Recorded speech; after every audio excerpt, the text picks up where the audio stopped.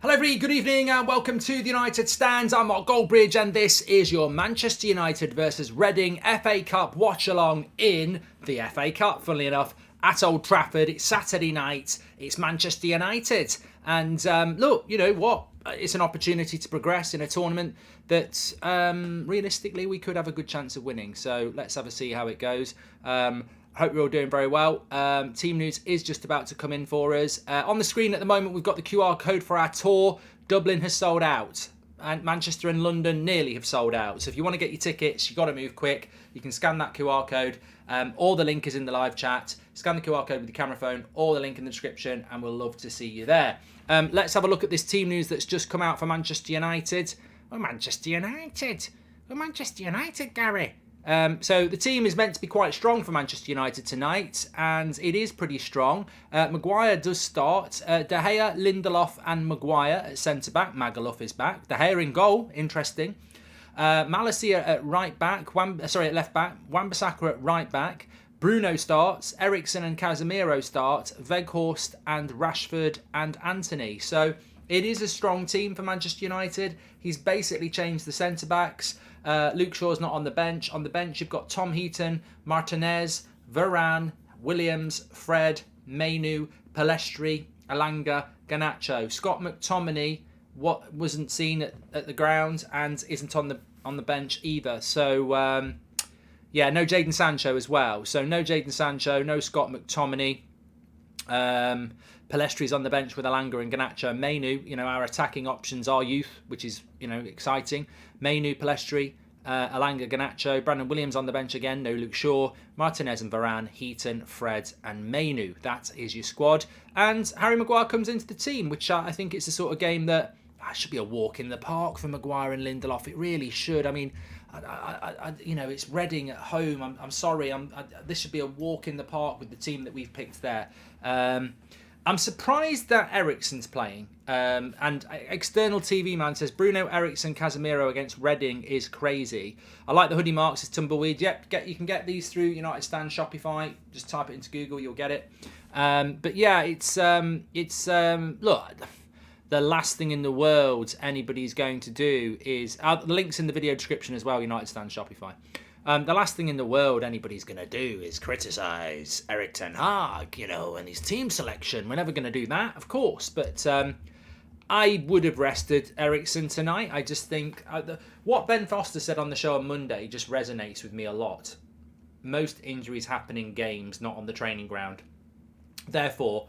It's easy maths that the more players play games, the more chance there is they're going to get injured. I don't think we can go weak against... I saw somebody say there, but you know what, Mark? He's going to go weak against Forest, and that's where Eriksen will get a rest. But Bruno needs a rest as well, like Daniel says. I mean, I just don't see where Bruno and Eriksen are going to get a rest, because you can't leave Bruno and Eriksen and Casemiro out of the Forest game. Forest are a Premier League side. If you play McTominay, Fred and Mainu and Forest score first, suddenly if they score again, it's, you know, we're in trouble. So I don't think, even though it's 3-0, I don't think we can go ridiculously weak against Forest on Wednesday night. So, look, Ten Hag doesn't want to make changes, does he? He doesn't want to rotate. Mark, love the show. What are your thoughts on signing the new goalkeeping coach? Yeah, Rahul... I feel I have to. It's a Saturday night show. You know, I'm not using the green screen. It's a bit of a relaxed show tonight. Let's just enjoy ourselves. And while we're here, let's just take the piss out of Rahul, who has spent $5 to try and catch me with one of the crappiest double name that's rude things ever. Love your show. What are your thoughts on signing the new goalkeeping coach, Ben, second name Dover, from Valencia? I mean, it's crap, mate. As far as banter goes, that's not even Championship. That's National League level. That's rubbish. I'm sorry. That's terrible. Joshua Bowwater says, I'm not trying to be over dramatic, but seeing Maguire start instantly sucks all the confidence out of me. I've seen him get the runaround from worse players than the ones in the Reading side. Says Josh, I think he'd be fine tonight. I'd be fine tonight. I think Maguire will have a good game tonight, and I hope he does. But, you know, even if he does have a good game, I don't want to see Instagram clips of passes to the left back over 40 yards. You're playing a mid-table Championship side who can't win away. I expect every player on that pitch today for Manchester United to put in a strong performance. We're going to batter them. Reading, Ince got it right. His chance of getting a result tonight was Rashford not playing, Casemiro not playing. We're picking our best front six. This game could be over by half-time. Rashford's playing, Anthony's playing, Weghorst's playing, Eriksen's playing, Bruno's playing, and Casemiro's playing. They've got a bloody chance, Reading. They're going to get battered. It's fish and chips tonight. Hello from Compton, California. Do you think Eriksen will have to become a bench option for future success? Is Matthew? No, I like Eriksen. I don't see that as an issue. I just think he needs a bit of a rest. I think we need to bring another midfielder in, and competition for places is what we need. Erik Ten Hag really wants to win everything.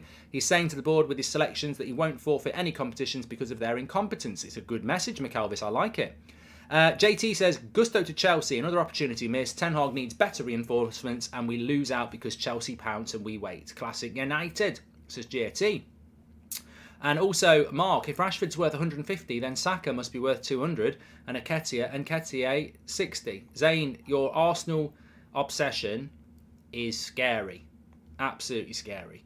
Honestly, when is Eriksen or Bruno ever going to get rested, says Billy. So there's a bit of agitation in the chat tonight that Eriksen and Bruno and no one's getting rested. Look, I'm massively pro Ten Hag, so you're not going to get me saying anything that can be construed as negative because I don't feel negative. I'll put my hands up here.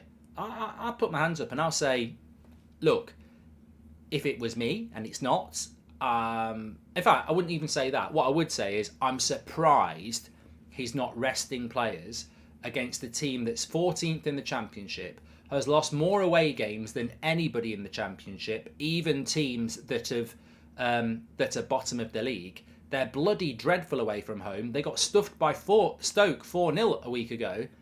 I think Eriksen, Bruno and Casemiro is overkill against Reading. I really do.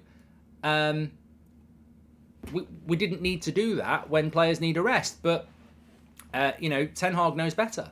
Smash them first half and rest them second half, says Callum.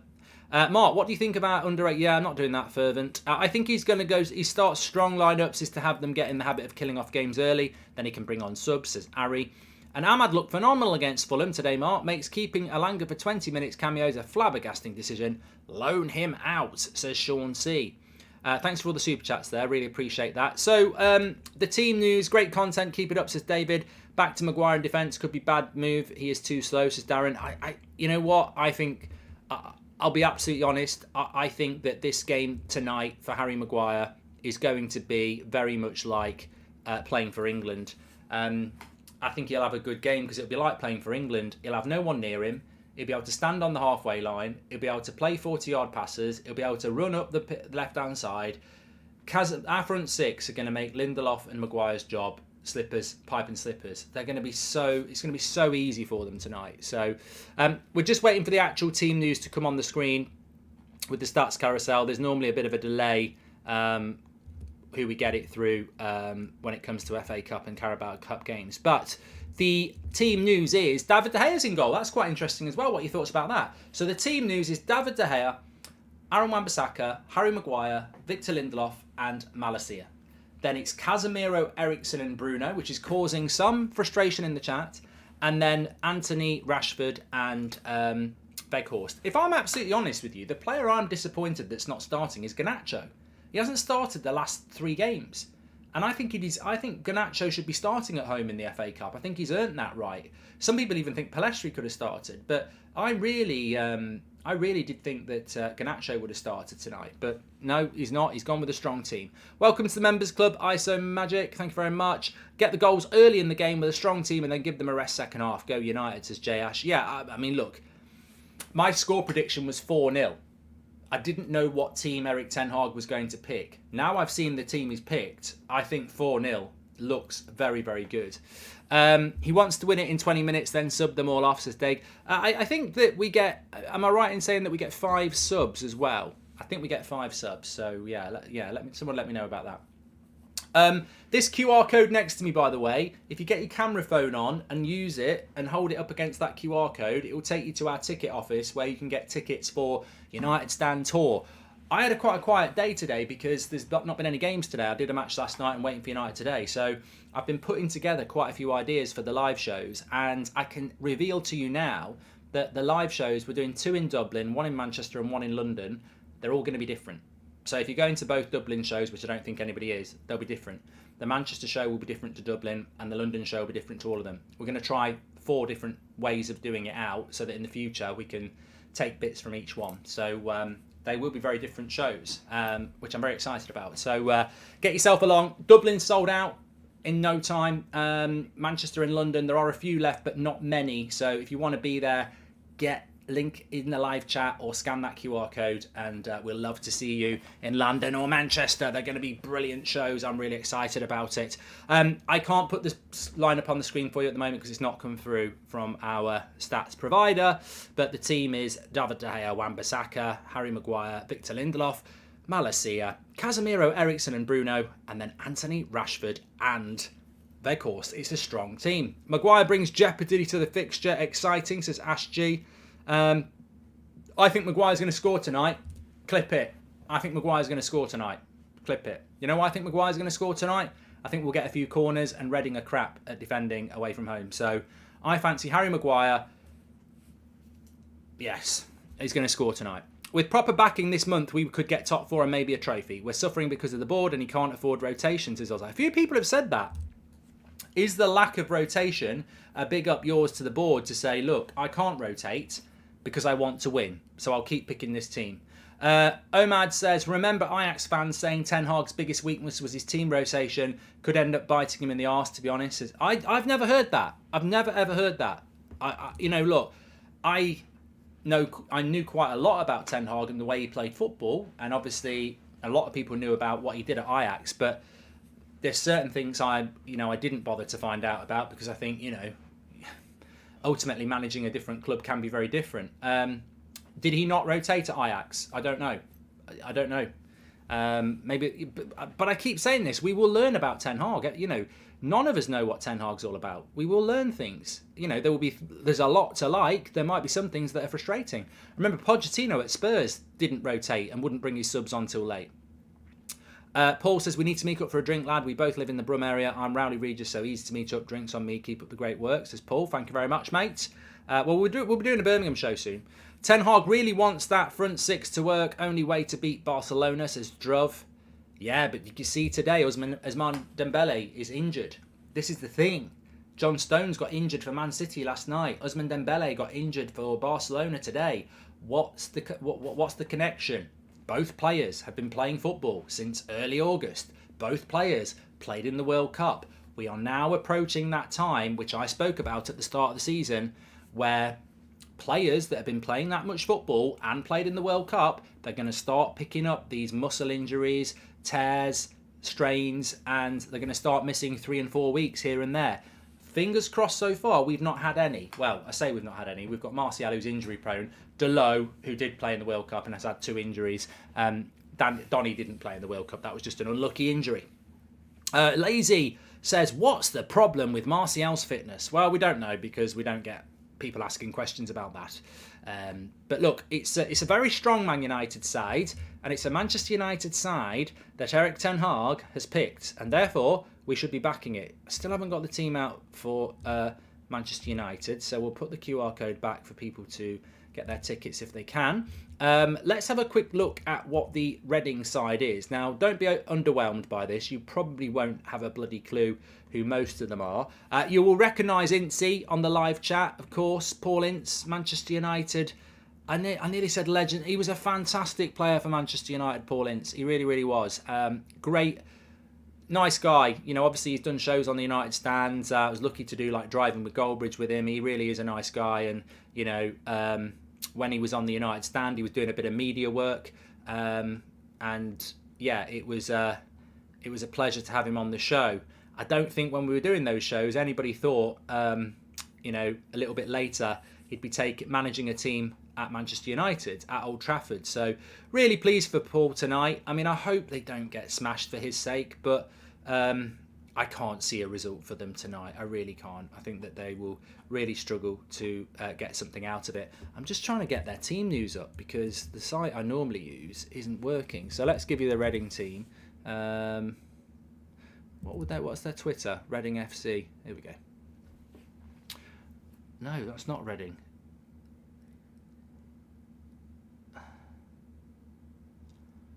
Yes, it is Reading. So, Lumley, Joanna Lumley's in goal. She was in absolutely fabulous and Motherland. So they've got Joanna Lumley in goal. I'm joking. Lumley in goal. Hoylett, Baba, Yedum, who's got a copyright next to him. Oh no, he must be the captain.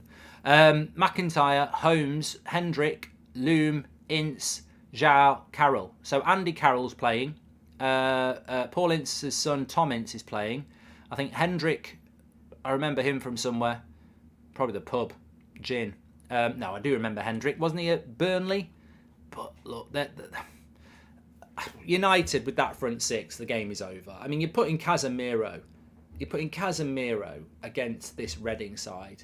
I'm sorry, it should be absolutely straightforward for Manchester United. No, the captain's thing that they've put next to the player on the Reading Twitter account looks like copy. There's Incy. He'll be enjoying it tonight, and I hope he gets a good reception. I really do. I think I did say to him when he did the United stand, he was a bit like, what do you think the reception will be? And I said, well, United fans, they know what you did in a United shirt, and he was fine. But no, it does on their Reading thing. It does look like a copyright sign. Maguire is worrying a few people. I'm telling you now, Maguire will have a very easy night tonight. Very easy night. Can I just confirm it's not Joanna Lumley in goal? It was a joke. Yeah. Please do subscribe to the channel, by the way. Bottom right-hand corner to do that. You're very welcome on the United Stands. We're live every match day for the watch-along, match reaction. You can do the player ratings in the second half. Mark every player out of 10, 6 being the average. And then when I do my match reaction after the game, we aggregate those thousands of votes and we get the most accurate player rating system, which isn't a journalist on their own giving their opinion. It's United fans all around the world voting, and there we go. Yeah, and obviously we're live every night at 8 o'clock and every morning at 10 o'clock. And if you watched the show this morning, you will know what Erik ten Hag said about transfers. He said if it was up to me, then I would have transfers coming in the next few days. And a club like Manchester United needs to be acting like that. Whether he's going to get anybody in the next few days, I don't know. Maybe it's a message to the board, like somebody said. Maybe the message to the board is, look, I'm having to pick my best players all the time. Mark, why doesn't Erik ten Hag like rotating? It's so frustrating, says J Lings fam. Hope you're doing well, pal. And Palestri, in my opinion, is better than Ahmed and will be a better player for United, says James. Interesting. So it's an 8 o'clock kickoff, yep. And Man United have gone ridiculously strong. But he could be sending a message to the board, couldn't he? Do you think Ten Hag isn't rotating to send a message to the board that he needs players? Interesting. Look, it's a big topic. I mean, it's a big topic in the live chat, which is where I care about the most. But also, I was just on Twitter there. A lot of people are talking about it. Ten Hag needs to rotate more. I'm not going to disagree with that. European lad on Twitter said he barely rotated at Ajax, so this isn't new. So obviously it's something from Ajax that we're learning there, aren't we, Connor? We are learning there. Obviously this is something we weren't aware of, some of us, that he doesn't like to rotate. Surprised that Ten Hag's not starting Varane today, considering he was on the bench in the last game, says Julian. Yeah, Akash, welcome to the Members Club. I mean, in some ways there is rotation there, isn't there? Varane didn't play on Wednesday. And he's not playing today. But then again, he went off against Arsenal quite late, didn't he? So maybe there's a little bit of something with Varane where it's like he's not injured, but if we don't need to use him, we won't use him. Reading look like they're playing with a front two and a midfield five today. I just think it's going to be pretty straightforward for United tonight. Really do think there'll be a lot of goals. I mean, Andy Carroll still plays football. It surprises me. If Sancho is full fitness, he should at least be on the bench, says Mia. Yeah, a lot of people talking about Jadon Sancho. Thank you very much for reminding me about that, Mia. Really appreciate it. With regards to Mark, I'm with my girlfriend and she says you're cute, says Sebastian. Thank you. With regards to Jadon Sancho, did I expect him to be involved today? Ten Hag sort of hinted at it yesterday in his press conference, but he didn't confirm it. He was like, we'll have a look at it how he is after training. And look, of course, there's a lot of excitement to have Jadon Sancho back, and having him on the bench today, you know, I'm sure he would have come on at some point against Reading when we're comfortably winning. But he's been out for 3 months. He's not played a game of football for United in 3 months. And I think people are just like expecting him to be back because that's a good game for him to come back. Oh, at home against Reading, who aren't very good. That's a good game to have him back. But the thing we don't know is, we don't know when he's ready to come back. You can't pick the game because we don't know. I mean, we'll all move to the Forest game now and say, well, he's training, he's got to be back for that game. But he might not be back for that game. We don't know because Ten Hag's in control of that situation. And ultimately, I keep saying it, and it's not always easy, but we need to be patient. We do. We need to be patient on this one. So I think that's the only thing I can say. We've got to be patient. And there's the team news on the screen. Thank you very much for that. It just came out on OneFootball. Remember, OneFootball sponsor our Stats Carousel. Links in the video description to download it and the QR code at the top right-hand corner. Get all your latest breaking football news, stats, transfer news on the OneFootball app. You can download it for free on Apple and Android by scanning the QR code in the top right-hand corner or going through the link in the description. Big shout out to Wan-Bissaka, yes, but OneFootball. I nearly said I did say Wan-Bissaka. So yeah, I think it's an interesting thing with Sancho, but patience is a virtue. I think we're not privileged to have what's going on in the training ground. We don't know the severity of the issue that Jadon Sancho is coming back from. So yeah, again, I think there's two things that we can talk about in this first 20 minutes that we're live, and I don't disagree with either of them. It's logical that Jadon Sancho could have been involved today, but he's not. So we just have to be patient. It's logical to rotate that team more than he has, but he hasn't. So we'll just deal with it. So there we go. It's you know, that I can't say more than that. I would have made a couple of changes to that team, but I mean, at the end of the day, Martinez and Varane have been rested because they're on the bench. Ajax fans always had one complaint about Ten Hag, and it was that he never rests his best team. Depends on if you think it's a pro or a con, says Arjun. Well, I think it's a con. I think it's a negative. Look at Pep Guardiola. Look at Jurgen Klopp. They do rotate. Pep rotates a lot. I think in the Eredivisie, not rotating, maybe you get away with it. In the Premier League, if you don't rotate, you're going to pick up injuries, especially with this United side. But on the other hand, we've got a new manager who's got new fitness ideas, and maybe we won't pick up injuries. I think at the end of the day, don't cry wolf until you see wolf. And if Eriksen went off today with a hamstring injury, then people would say this is why he shouldn't have been on the pitch. But if Eriksen plays well today and keeps playing well and never gets injured, then Ten Hag is right. Sancho needs to be worked back into the team and not to be rushed back, says Josh. Thank you very much, Josh. Ultron, thank you very much for becoming a member, and also Moses, appreciate that. Thanks for supporting the channel. And Sakin says, a manager's job is to manage. Just like Casemiro versus Palace, this could cost us later in the season. Yeah, I mean, look, it's a debate point. It is a debate. Zidane Iqbal is not even on the bench, so he can't play Abu. It's a valid debate point. There's a lot of people saying that we should have rotated, but he hasn't. And it therefore I think it makes it a very, very simple game for United, where we'll probably see subs coming on after about an hour. The match is on ITV4 in the UK. Yes, I'd forgotten to say that. It's not on normal. It's not even on, it's not even on ITV normally. It's on ITV4. Definitely should have rotated, says Dinky, and he will rotate after the first half, says DQ. And Mark, please do a live show in Belfast, mate, says Alan Smith. We will. But as I said, if you want to get yourself along to a live show in the international break in March, it's pinned in the live chat, and you can go through the QR code as it comes around on the Stats Carousel, which is what I'm about to start now. Really, really excited about those shows, and can't wait for it. So get yourself along if you can. London or Manchester. Dublin has sold out for 2 nights. How come Shaw is missing again, says Ale. He's got illness, so it's probably just give him a bit of a weekend off. Why is he playing his best team, says Dylan. And the Limelight is a great venue in Belfast. We're definitely going to do Belfast. I want to do Edinburgh as well. We need more quality players for Ten Hag. He looks at the bench and sees kids, says Mark. And is Garnacho underused in these types? Keith, everyone's going to have an opinion, and that's absolutely fantastic. But for me, Garnacho is the player I think should have started today. It's not for me to pick the team, but I'm not going to not have an opinion. That's the whole point of football. I think Garnacho should have started today.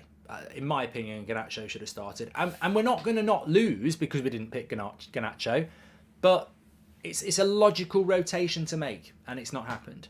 Do you believe in Eric Ten Hag's fashion sense, says FD? I like Eric Ten Hag's fashion sense. I like the jacket with the polo neck and the trousers. I just wouldn't do it. I prefer to dress a little bit younger, even though there's I don't know, how old is Ten Hag? We're probably not that different in age, but yeah. Well, we've had some strong messages coming in. Ivan says, this is terrible. No rotation and burnout will come soon. Do you and Paul Ince still talk as football's coming home? Why do people think you've fallen out because someone's not on the channel anymore? He was on every week, and he was working in the media. He got a job at Reading. We used him until the end of the season because that was the agreement we had. And then in the summer, there was a conversation about, look, you're going to be permanent Reading manager. He's got to commit to that. So, and also what we noticed was when he started being manager of Reading, the controversial opinion stopped. So, you know, we may well pick it up again in the future. But I wish him all the best, and he's a nice guy. Mark, you used to say Ollie was running Rashford into an early career end. How is this and playing Eriksen with a pacemaker any difference to Saka? Wow, come on. I think that's a bit severe. I don't think you can say that. I mean, that could insinuate that Ten Hag is jeopardising Eriksen's life. I mean, Eriksen's had all the tests. He can play football 3 times a week. He's training 5 times a week. So I don't think the pacemaker of Eriksen is something that you need to rest him for. You know, that's something he has to be careful about in life in general. That, you know, he can play. I think more, you know, whether it's Eriksen, Casemiro, Rashford, Bruno, Anthony, any player in that team shouldn't be playing 3 times a week, 4 times a month. You know, it's about rest and recuperation, isn't it? Paul says, any news on a Birmingham venue area, Mark? Hopefully close to Snow Hill or Moore Street. I'm sorted. Big shout out to all United stands and crew, says Paul. Thank you, Paul. Yeah, we nearly did do a venue in Birmingham, but it was in Digbeth, which is bloody miles. It's not miles away, but it's not close for people travelling in. So we're looking at a better venue. The Glee Club on Broad Street was mentioned before. Big up to the wonderful community, says Josh. I agree with the lack of rotation. I wonder if Eric Ten Hag is challenging the squad to get ready for Champions League football next season. Thank you, Josh. And also, is it toxic to do a poll on how many nutmegs Maguire gets today, says FD? It is, and I'm certainly not getting clipped up for that. I think Maguire will have a good game today. James says, Eric Ten Hag is challenging the board. He knows what he's doing. Keep the faith, folks. Potentially, that is what's happening. But of course, another alternative to that is that he didn't rotate at Ajax, apparently. So maybe he's just not rotating at Ajax. I'll tell you what, I've just seen Paul Ince in his garden, an old video clip on ITV4, right? Paul Ince in his garden, kicking the ball about with his kid. So he's probably playing for Man United at that time. It's the back garden of a terraced house with quite a thin garden. Just shows you how much footballers earn now compared to then, isn't it? Bloody hell! If it was a modern player playing in the garden with their kid, it'd just be a massive mansion, wouldn't it? Dean Nolan, welcome to the Members Club. Thank you very much for joining and supporting the channel. Appreciate that. Your opinion on Caicedo to Arsenal? It's the same opinion of Gusto to Chelsea, or Gakpo to Liverpool, or João Felix to Chelsea, or Trossard to Arsenal. They're all players that I think United would have been improved by. They're all going to rivals who are treating the January transfer window seriously, and ultimately we aren't. We're not. It is what it is. I think Ten Hag rotates versus Nottingham Forest. Casemiro rested for Arsenal. Shaw, Martinez, Varane are rested, says Des. There is a bit of rotation in there, I would agree. I think Martinez definitely getting rotated. Casemiro didn't play against Arsenal. Obviously, Varane's been rested. So I don't think you can't say he doesn't rotate at all. I think that's wrong. However, I think the players that people worry about are people like Marcus Rashford. Fans worry about Marcus Rashford, Bruno Fernandes, Christian Eriksen. Those three need a break. And we can't afford to lose those sort of players. Sancho's going to come good. Trust the process and trust Eric Ten Hag, says Trev. Moses has gifted a membership. Legend, thank you very much.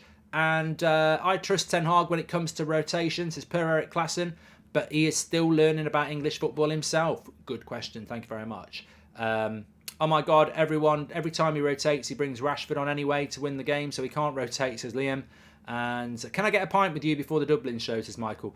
Yeah, we'll figure something out, Michael, but I can't. How's that going to work? You know, I can't just go for a pint with you.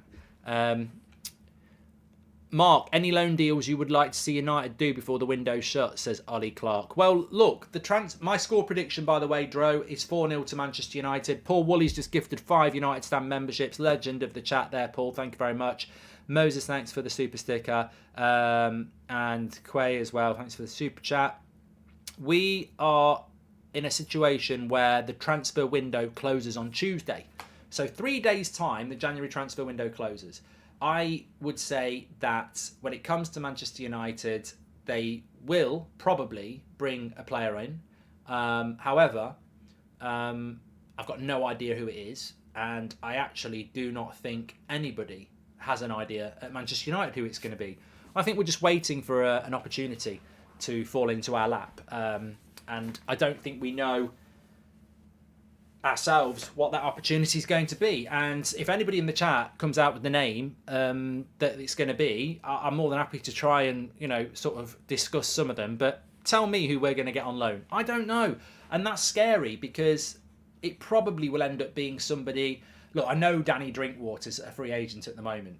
I mean, it's not going to be Danny Drinkwater, but it could be just something. It could be somebody coming in on loan from Wolfsburg. I just don't know. I don't know who it's going to be. It's definitely not going to be Casido. That's not going to happen. Why are we not rotating, says Anthony. And Asensio, says Kansas. Tillemans, I mean, why are people saying Tillemans? Like, where's the money coming from? We didn't have the money to buy Ten Hag, the player he wanted at the start of the window, so why would we find money at the end of it? Liam says, think about it. When Donny and co have played, he brings Casemiro and Rashford on to bail us out anyway. Thank you, Liam. And Eric Ten Hag on starting a strong team tonight. I don't know why we shouldn't take it seriously. We want to win every game, so you play a good team, you play a strong selection. If that's what he said, then that is a little bit naive. Because Sir Alex wouldn't do this. Pep Guardiola wouldn't do this. I don't... Yeah, this is what he said on picking a strong team. I don't know why we shouldn't take the FA Cup seriously. We want to win every game, so you play a good team, you play a strong selection. I mean, look, he's our manager. I think he's fantastic, and we back him in what he says, don't we? However, you don't need to go that strong at home to Reading. You don't. You don't need to go that strong. I think that's what people are saying, is you do not need to go that front six against Reading at home. You could have played Garnacho. You could have played Fred instead of Eriksen, and we'd still win the game. So, look, Ten Hag is the boss. He's got every right to do what he wants to do. And for me, I don't really mind by what team he picks. But, you don't need to go full strength in every game. There are opportunities to rest players, and today probably was an opportunity to do that. But maybe he's going to rest some of these players on Wednesday night and bring Varane and Martinez back. But we'll win this game comfortably today. We will. We'll win it comfortably today. I think we have many more than 11 starting 11 players anyway, says Ten Hag. I think we can really good face this schedule in this moment. So confidence from Ten Hag. He certainly doesn't feel like he needs to rotate. And he's confident with the busy schedule at the moment. Hi Mark, love the hoodie, says John Holmes. Yeah, links in the video description. United Stand Shopify. Get yours. We do ship them worldwide. And that's your tickets for Manchester and London. Really want to see you there. Scan the QR code on your camera phone or go through the live chat link. Get your tickets. There's still a few left. They're going quick though. Mark, have you thought of putting up some of those pants for sale on the United Stand? Keep up the great work. Says, I don't even know where I got them from. I really don't. I think Eric Ten Hag is sizing up the board, says Casey. He is forcing their hand by trying to highlight that he doesn't have options. The minute he plays the B team and it works, the board says everything is fine. Well, we mentioned that before, Casey, and I think you might be on something there. I think those early losses scared Ten Hag, including the fact his fully rotated squad resulted in a loss that changed our entire Europa season. I'm loving that comment by Billy. I'm bloody loving that. It's the counter argument, isn't it, Billy? You're absolutely spot on. First game of the Europa League, he rotated. We lost to Real Sociedad, and we couldn't catch them up, and we ended up having to play this extra game against Barcelona. Maybe he's worried that if we play reserves and we draw, we end up with a replay. It's a very, very good point. Very, very good point. I think there should be some claps in the chat for Billy Smith there, because, you play Garnacho, you play Fred, you play Pellistri, you rest Rashford, Eriksen, Bruno, Casemiro, and it ends up being a draw, and then you've got a replay, which you don't want. So maybe Ten Hag's approach is, I will go strong for an hour, I will kill this game off, then I'll take those players off, and we won't have a replay. And you can't argue with that. You can't argue with that. Editor, clip that bit and put it out. It will do really well. Since this is his first FA Cup match, maybe he decided to go strong. It's not his first FA Cup match though, Stephen. It's the 4th round. Maybe he decided to go strong out of caution to avoid what happened at the start of the season. I like what Billy said. I think he's spot on. I think you're all overthinking it. He just wants a win with some big numbers for morale. Says Brennan. How much would United have to offer to get you in as a footballing director, says Adam. I'd do it for free. I'd still do a better job. Anyway, on a serious note, please do subscribe to the channel, bottom right-hand corner. The only thing I would say about rotation before we move on is that, Ten Hag has basically said that he feels that he can pick whatever team he wants, that they're dealing with the volume of games really, really well. And in his position he's in at the moment, he's got every right to say that. This will only go wrong when you start to either, 1, have bad results, or 2, lose players that have played a lot of games. As I said, there's 3 players on the pitch today that could have been rested. If one of those players ends up going off at some point injured, then people will look at Ten Hag and go, wow, you know what, you should have changed it. You should have changed it. But as long as things keep going as they are, we keep winning, and we don't pick up the injuries, then he's not wrong, is he? Gamer Reaper, welcome to the Members Club. Thank you very much. Is Seb the future Mark Goldbridge, the Sultan? I don't know. He's more interested in Roblox and Loud House, and what else does he like to watch? The Croods on Netflix. He doesn't watch a lot of football. Eden says, for the first time in many years, I trust... Although he did win Star of the Week at his football club this week. It's in the genes. For the first time in many years, I trust the manager. I never question Sir Alex, and I won't question Ten Hag, says Eden. Love it. Love the support. Regarding the sale, we're hoping that the Glazers sell the club at a fair value. These are the people that were turning down 25 million for Lingard. I have little faith that this sale will move quickly, says Brandon. No, I was on about this before, Brandon. Everyone's like, don't worry about the January transfer window. We're going to sell the club. They could have sold this club a lot quicker, and that would be beneficial for United. Dublin is a bit of a trek for me, Mark. Try and get Belfast next time, says Football Maniac TV. And hi, Mark, what score are you expecting at half-time with this squad, says Runa. I really do think we could batter them. I really do think we could batter them. I've gone for a 4-0 overall score, but I think we could batter them. That's the QR code. Scan it with your camera phone or go through the link in the live chat. There's a few tickets left for Manchester and London for United Stand live tour in the March international break. Even if you don't live in Manchester or London, just get a flight. Come and, London's a great place to visit. Manchester's got the football museum. It's got Old Trafford. Make a couple of days of it in the international break. And love to see you. And you can say, I went to one of the first ever United Stand tour shows. Thanks for all your support. Get them while you can. What else? I hope we can get to 2-0 fast and can do some subs. I think we get 5 subs, don't we? I think we get 5 subs tonight. Anthony and Sean, thank you very much for your super chats. First super chats as well. Legends, thank you. Mark, it's clear we are currently in a good run of form. Do you think we can keep and improve this form over the next year, says Typical Fusion? You know what? I'm more confident. Here's a statement for you. I'm more confident of our future next season and the season after if we get new owners in and investment under Ten Hag than I am the next few months. I think the next few months might be Ten Hag's hardest period as a United manager, because if we get new owners in the summer and they want to back him, then I think next year will be easier and the year after will be easier. But I think this could be his hardest period because he hasn't had the backing he should have got in January and the squad is a little bit weak. So I think the most challenging point of Erik ten Hag's Man United career could be these next few months, because with new owners and new investment, it should get easier. And I think Ten Hag knows the European and worldwide footballing scene enough to bring in decent players that suit his system. So I think the next few months, I said it at the start of the season, I think this season will be very difficult because the squad isn't deep enough. But he might defy it, and if he does, build him a statue. Mark, if you come to Michigan during the United tour, my family can host you in the United stand, folks. It's Pranay, fantastic. I'm honestly concerned with our big player mentality. We tend to get complacent playing poor teams and drop to their level, says Moses. No, not anymore. We'll be fine. Do you think Seb is old enough to come on the tour, says John Pebbles? No, he's got school. Where are goals coming from if we rotate both Bruno and Rashford, says Akash? And Ten Hag did say that games are the best training. Perhaps he'll be trying some new drills on a weaker side, says Anthony. Maybe.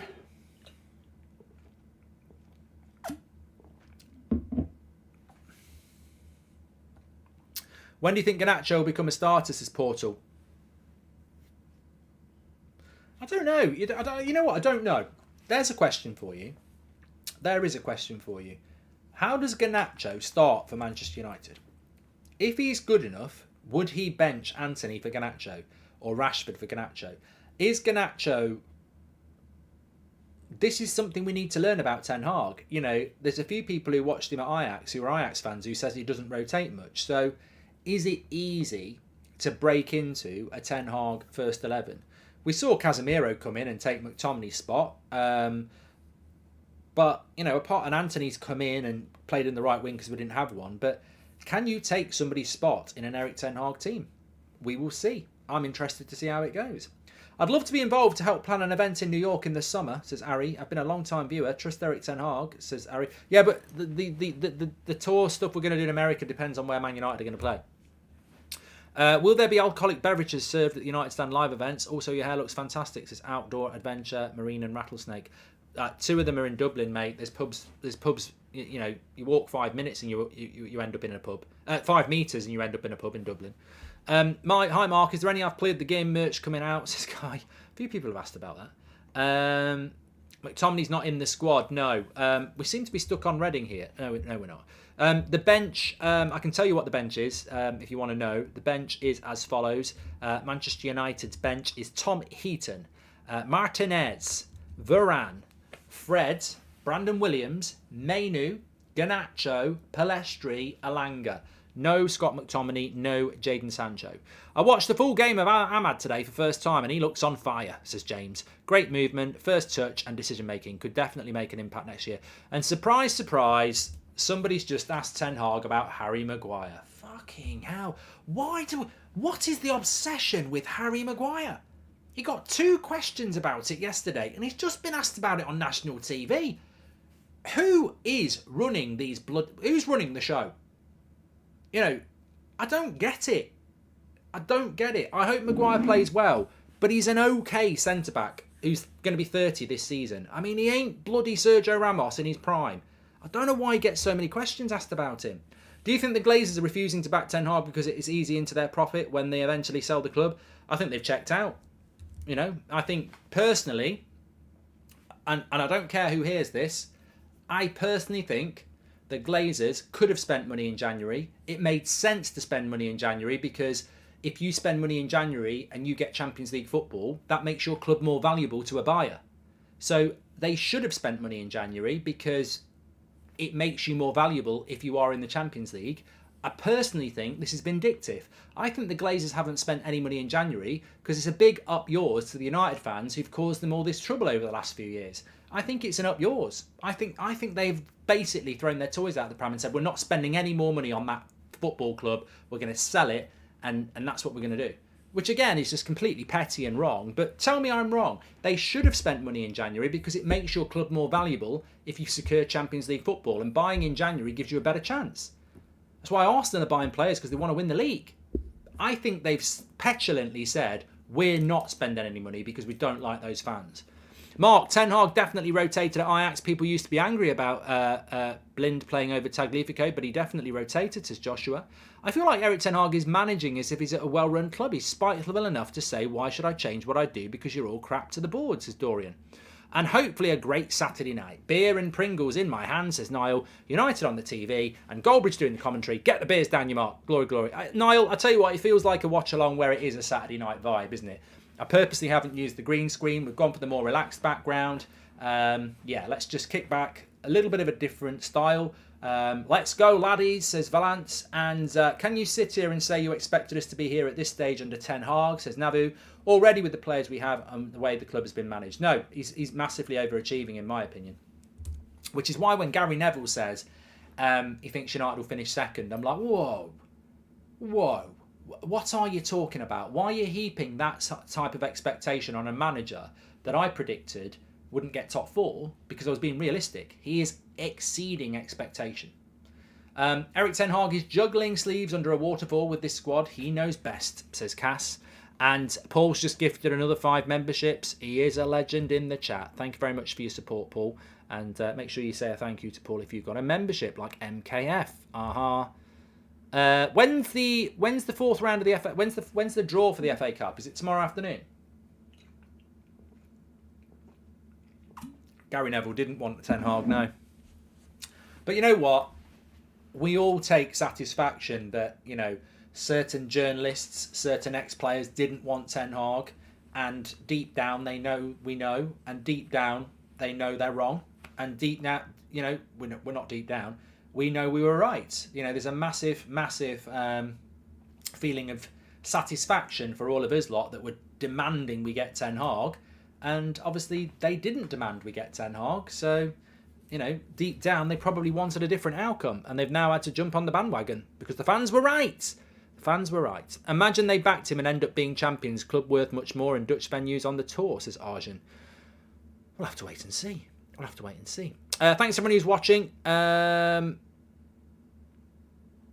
If people gift memberships, they get allocated randomly. They don't just go to whoever's on the chat at that time.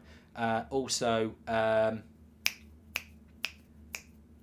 if you get gifted a membership, you keep it for a month, then it goes. So if you want to renew it, you have to get it yourself. Oh, cool. Drinks sorted with the dream team. Love it. Ricky has given us update. So Ricky's update on rotation. I love it when Ricky messages me just before the game. He says, as much as I don't, this is a WhatsApp from Ricky. As much as I don't agree with a couple of the players he seems to rate, I'm over the moon with how serious he's taking the cups. One change for a home cup tie versus Reading is fantastic. I actually wish Sir Alex would have taken both domestic cups so seriously. There we go. Yeah. There you go. Ricky's all for it. And also, I thought that comment by Billy was brilliant. Where, let me just get this for you. So it was 0-1 against Real Sociedad, wasn't it? Back in September. We lost 1-0, and it was the reason we ended up having to play this extra game against Barcelona. In that game, he played Lindelof and Maguire at centre-back, Malacia and Delo, Casemiro, Eriksen, Fred, Alanga and Anthony and Ronaldo. So, you know, he did end up with, I think Rashford was injured at the time, but Bruno was on the bench, Rafael Varane was on the bench, Jadon Sancho was playing well at the time, he was on the bench. So, you know, Martinez was on the bench. So he rested Martinez, Varane, Bruno and Sancho against Real Sociedad, and we lost 1-0. And I really do think that maybe he's learned his lesson there, and he's thinking, if I go weak and we draw this game and we end up with a replay, it's a bloody nightmare. I don't want to replay, win the game. Nice jumper, Mark. Hopefully this will set a good mood for my 30th on Monday. Imagine if Eric went Spurs and Poch to us. No, thank you. I've never thought, Gamer Reaper, happy birthday on Monday, by the way. I've never thought of it like that. I've never thought about it like that. But what I will say is, if Ten Hag had gone to Spurs and we'd got Pochettino, I think Spurs' future would be very bright indeed. I think whoever... Look, I know I'm a massive fan of Ten Hag, of course. Jonathan, welcome to the Members Club. But this was my big concern, and I've said this before anyway. For me, Ten Hag was the next Pep, the next Klopp, the next Nagelsmann. He was the manager that's sort of the manager of the time. And if we hadn't got him, he would have ended up at Barcelona or Chelsea or Man City or Liverpool or Bayern Munich. He would have ended up at one of those clubs, and he would have done really, really well. So, I don't always praise Manchester United, but the appointment of Ten Hag, they got it right. They did. Because everybody in the media, they had ex-players who were advising people like Richard Arnold to get Pochettino, and they didn't. They went with Ten Hag. I don't know whether they listened to the fans or whether what I heard was his interview was just on a different level to everybody else. So I don't think the club did listen to the fans. Maybe they did, maybe they didn't. But I know from a very good source that Ten Hag's interview was the most impressive by a very, very long way. And he mapped out what he was going to do. They loved what he said about Rashford, that Rashford was going to be a massive part of his future. At that time, remember, Rashford was rubbish. So, look, he convinced them, they gave him the job, and it was the right thing to do. Hi, Mark. Unpopular opinion, but I think Lindelof is closer in ability to Martinez than to Maguire. There we go. Interesting super chat there from Ishmael. Thanks for the super chats. You can do that through the $sign if you wish. Ollie says, a lot of pundits wanted Ollie to stay, so I don't trust them anyway. And Mark, I think Eric Ten Hag will shave his head if he wins the FA Cup, says FD. I don't know what he's been doing to his head, but he's got a few little cuts on his head, so I don't know what's going on there. But yeah, he doesn't need to shave his head. Running stats. Liam's talking about running stats. I wish we had access. I wish we had access to the running stats. Actually, we're very close to 568,000. By the way, we're only 500 away. So please do subscribe. Bottom right hand corner. Let's see if we can hit that tonight on the United Stands. Remember, we're live every night at 8 o'clock, every morning at 10 o'clock, and we've got the match reaction straight after this, where we do the player ratings you can vote for, marking every player out of 10, 6 being the average. Thank you everyone who's tuning in. 7-0 to Reading. Get your score predictions in. I've gone with a Manchester United 4-0 win, and I predicted that in the preview. So, look, I may be wrong, I may be right, but that's what I've gone for. And I'm comfortable with that. I am comfortable with that. I think it's the sort of scoreline that I expect us to be 2 or 3-0 up at half time, if I'm honest. Ten Hag and Maguire had a headbutting challenge, says Niall. Thank you very much, Niall. A lot of people going with a 3-0 win. Interestingly enough, I think it's going to be interesting tonight. I do. I think it's going to be a very interesting game. And then, you know what? I hope it is. What's the starry mark, says James? I know what that means. I'm all right, mate. I need to get back into all my Irish stuff. I do need to get back into it.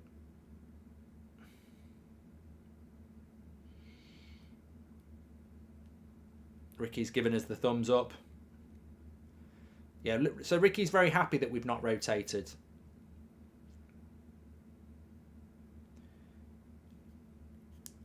Let's get rid of that. Welcome to the Members Club, by the way. Rajesha, thank you very much for support. Do you think Ten Hag went with a surprisingly strong team, says Jay? I'm surprised by it, but I back it. And Mason says, I worry for Ahmad. His ceiling is extremely high, but will Ten Hag bench him for his €100 million signing next season? Really hope Ahmad gets a fair shot, says Mason. And hi, Mark. Shaw, Rashi, Delo, Wan-Bissaka have all grown immensely under Ten Hag. Who do you think is the next player to have a Ten Hag makeover? Lindelof, maybe, says Tusulu. Paul's given us 5 memberships again. He's a legend. And Sammy says, what leagues do you think show the most promise right now? Where should Ten Hag have his eyes on beside the Premier League, says Sammy. Well, I don't think it's any secret that Ten Hag's expertise comes from the Eredivisie and the Bundesliga. They're two leagues he knows really, really well. Rory says, what's the story, Sparky Marky? Looking forward to the crack in Dublin. Me too, mate. And nobody can beat Roberto Martinez in interviews. Fails all the time, yet gets better jobs. Portugal is next to fail. You know what, the Inquisitor, I know that's an international thing, but how the hell did Martinez get the Belgium job? And how the hell did Portugal give him a job as well? I mean, he is a chancer. He's an absolute chancer. He did a decent job at Wigan, but they still got relegated, and it was crap at Everton.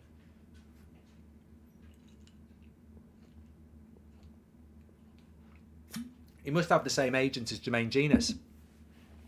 There is HD on ITV4, Zemish. I've got HD ITV4 on now. Players are in the tunnel. Harry Maguire's going to lead them out. He's happy to be back.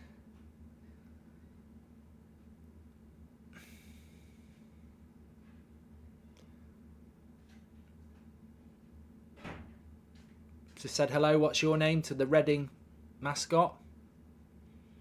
Don't ask him anything. Oh God, the Reading mascot's asking him something back, and it's just a vacant look on Harry's face. We're waiting for Reading to come down. Rashford's having a chat with Brandon Williams and Alanga.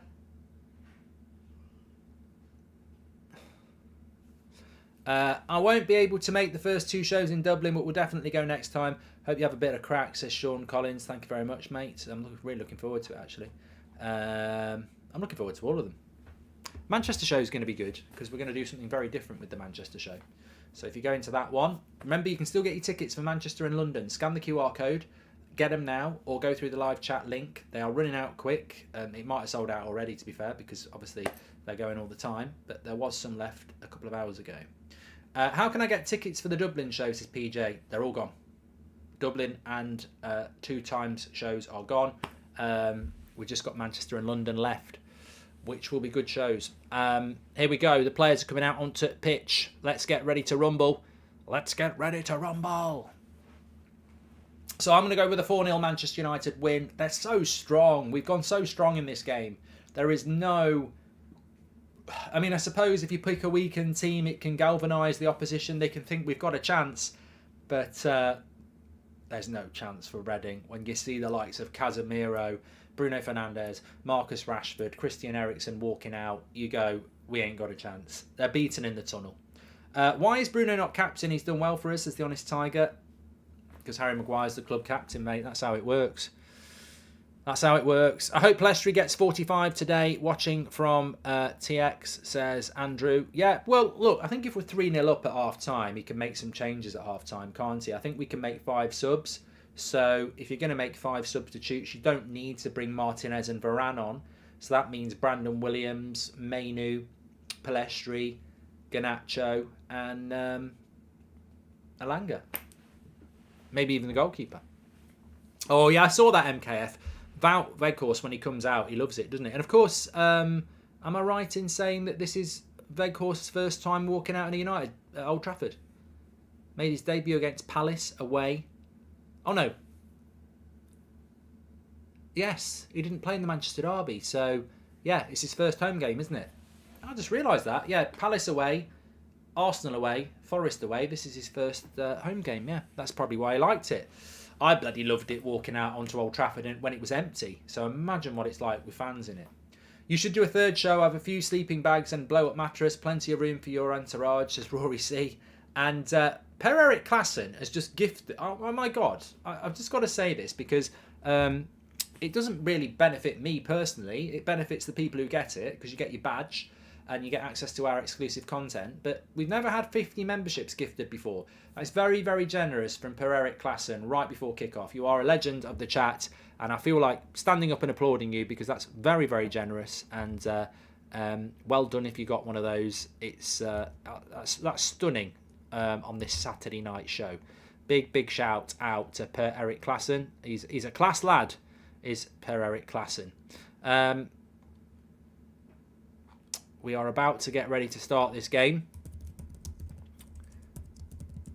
Sir Per-Erik Klassen, yes. He's a Klassen, is Per.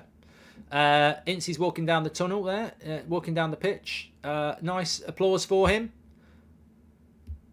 He will be known by a new generation, obviously, from doing stuff with us, to be fair. I'm not bigging up the United stand, but it is the biggest United fan community. And there'll be a lot of people who got re-educated in Paul Ince. So good to see him getting a nice, warm welcome. That might be as good as it gets for Ince tonight. He'll know it's going to be a very difficult game. I have a feeling Sancho is being remoulded into a new position. Perhaps a striker, says Anthony. Ten Hag did say he will use what he has for what he doesn't get. It's a hunch. Welcome to the Members Club, Joachim. On United, with this lineup, we should be 3-0 up by half-time, says Deuce. And the Clapham Grand Venue holds special memories for me. It will be great to return again to make even more. Raising a glass tonight for the community, says Triggered Salt. Yep, can't wait to see you there, pal. Remember, you can still get your tickets for London and Manchester. They are going to be really good events, and I can't wait for it. Now, I've got a timer to do here, so let me just make sure that I get this right. I've got to concentrate here. Bruno's about to start it. 3-0 at half-time. That's what we're going for, is it? I think we're going to batter them. I really do. I really do. There we go.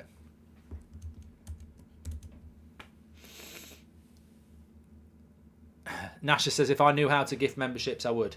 Right, here we go. We're up and running. Harry Maguire gets his first touch. And nice little pass back to Lindelof. Try and give everyone a touch here. Lindelof's very adaptable, though, isn't he? Because Maguire's taken up the right side of the centre-back position and Lindelof goes to the left. But on Wednesday night, he was the right-sided centre-back. I think the manager chooses that, doesn't he? Mark, 8 PM kickoff is awful, says James. I don't like Saturday night football, full stop. For me, Saturday night is a takeaway, a few beers and a film, you know. But I know for some of our worldwide fans, they love a Saturday night 8 o'clock kickoff. So, you know, I think it could be more than 4-0, says Scott. It could be. It could be. It really could be. I mean, Stoke beat them 4-0 last week, Reading. So if Stoke can beat them 4-0, we could beat them a lot more. I don't want us to get... I don't really... Because I like Ince, I don't want us to beat them 7 or 8-0, really. It'd be quite, you know, embarrassing. But we are capable of doing it.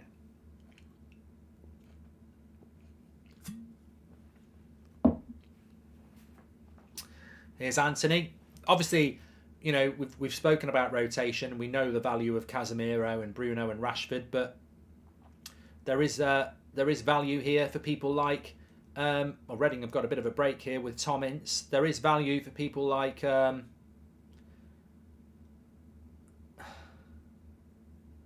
Anthony. You know, it's Reading. Get a couple of goals. You know, be direct, get at people. Good defending by Reading there, actually. Headed it back to the keeper under pressure. Rashford was close by. Please do subscribe to the channel, by the way. Bottom right-hand corner. We're on the road to 568,000 tonight. When do I think Sancho will be back, says CC? Tonight. Not tonight. I don't know. It's on ITV4 in the UK, if people are struggling. I don't know when he'll be back, but I suppose Forest is a big chance because it's a game where we're 3-0 up and there's no pressure. Early free kick here for Reading. Casemiro's just done a foul on the edge of the box. Doesn't understand why it's been given. Let's have a look. I think it was on Hendrick. Oh yeah, it was a foul. I read about Casemiro, though, before he came to United. He spends a lot of time talking to the referees, trying to build a relationship with the referee on the pitch. And, you know, there, he's at the referee. Why is that a foul? Why is that a foul? It was a foul.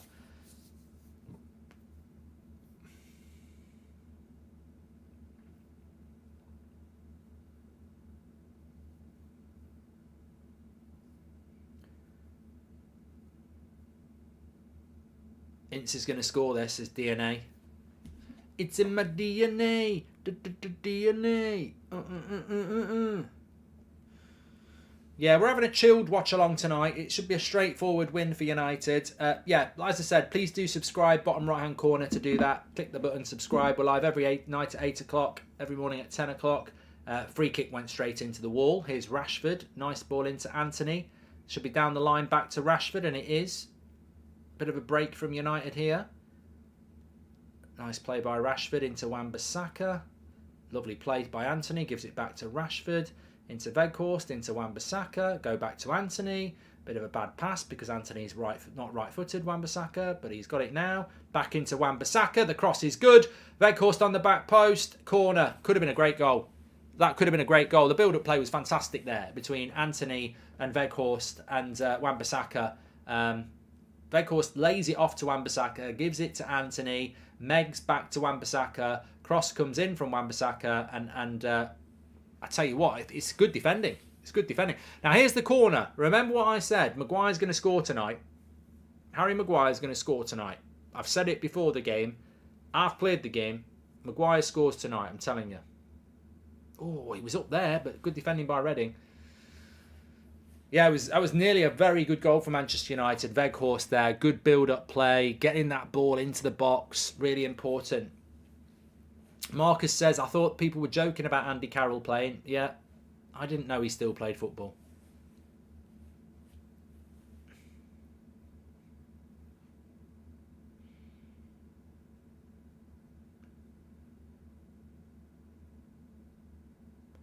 I don't know what Maguire's doing here. He's almost playing as a midfielder.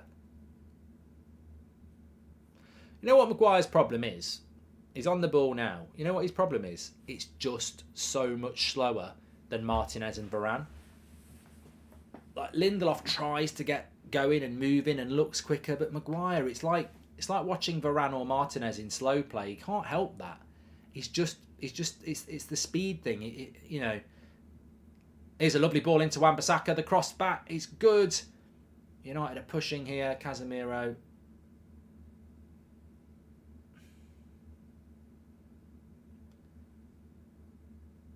United are going to have a lot of possession tonight.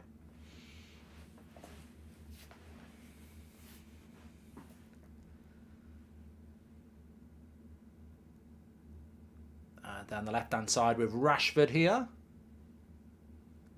A lovely ball into Weghorst, laid it off, getting to pick it up again. Back into Rashford. And that's a free kick on the edge of the box there. And the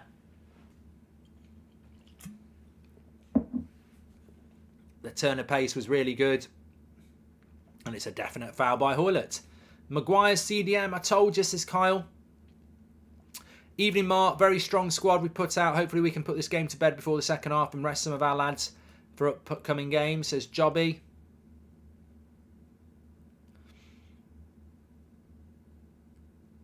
You know, when I was little, somebody I know used to call going for a dump at going for a jobby. Don't know whether everyone's ever heard that before. Eriksen's on this one. I think this is more of an Eriksen free kick, actually. Little bend it round the corner into the top corner. Mark, have you played the game? Says Warrior. I've played the game. I've played the game. I was looking at the screen there and it just literally did go off. There we go. Let's get these stats back up. There we go. Eriksen. Ooh, wasn't bad. It wasn't half bad. It were all right. It were all right. Let's have a look at it again. Goes off the. That should be a corner. Should be a corner. Look at Eric. Look at Ten Hag. He goes like this. He's enjoying himself, Ten Hag. He looks more relaxed in the United manager's position these days.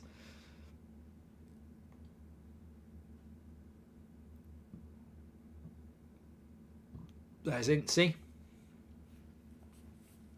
Lots of things changed for the better, but the ball movement of our team must surely be one of the biggest changes, and it all comes from the manager, says Kieran. Thanks for the super chat, Kieran. Here's Casemiro fighting his way through the midfield, wins a free kick. Are you done with your Super League career mode, says Ronan? I was done with those about 3 years ago, mate. Here's Rashford. Deep line by Reading. We'll have to be patient. Nice ball out to Wan-Bissaka. Back into Anthony. He slips. And Reading will clear. But it's just going to keep coming back. United are just dominating this game at the moment. Reading having to stick everyone at the back. Hi, Mark. Not sure if you checked recently, but I heard Casemiro is up to 51%, says Alec. If you know, you know. So 8 minutes gone. Still 0-0, but it's dominant from Manchester United so far. Ajaz says, I really like Weghorst. He's an honest, hard-working player, isn't he? Oh, lovely play there. by Hoylett. And he wins a free kick as well.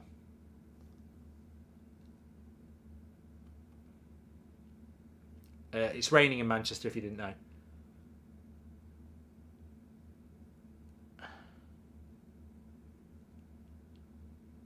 Ten says, why didn't you give your other keeper a chance tonight?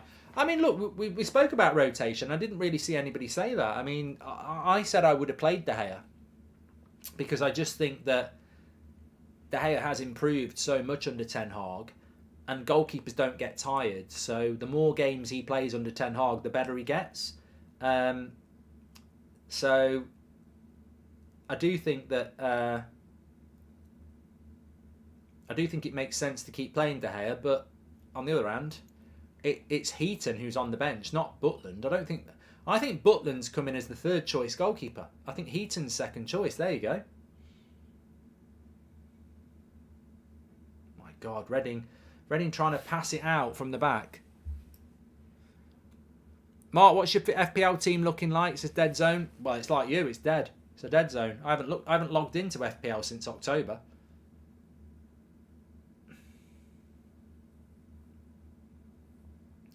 Paul McLeod said, oh my God, that's Andy Carroll. It is. Well, I guess it's a brand new day after all. If you know who sung that, you're a legend. Mark, I love your Carragher melted down impression. Will United Stand come to Canada? Vancouver has nice weather, says Paolo. I'd like to. And Warrior says, how many signings are we going to need if we get Champions League? And have you played the game, says Warrior. You keep asking me that. I don't know how many signings we're going to make, mate, but I think we need a centre-back, another top-class midfielder and a top-class striker. We need 3 players, definitely. And we probably need 5, because we do need a right-back and I would say another attacking player as well. I wonder if Eric Ten Hag has told Anthony not to cross and to be direct, says Andrew O'Brien. He gets into good positions on the wing, but rarely crosses.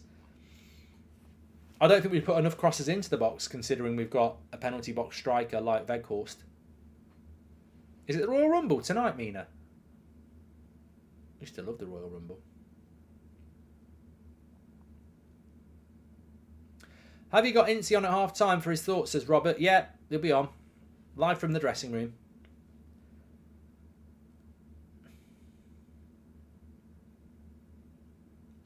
I think somebody in the chat said it's not a great start from United. We are playing a team that's playing basically a back 10. So we're going to have a lot of possession. It's all about the first goal. You know, a set piece might be important. Doing any watch-alongs tomorrow, says Big Rick. No, I mean, I did Arsenal Man City last night and it wasn't great. I know Liverpool are playing Brighton, but let's be honest. What did you do this afternoon? Did you honestly keep an eye on football matches like you would if it was the Premier League? Because I didn't. Today I was just like building Lego, and I had no interest in football until tonight. So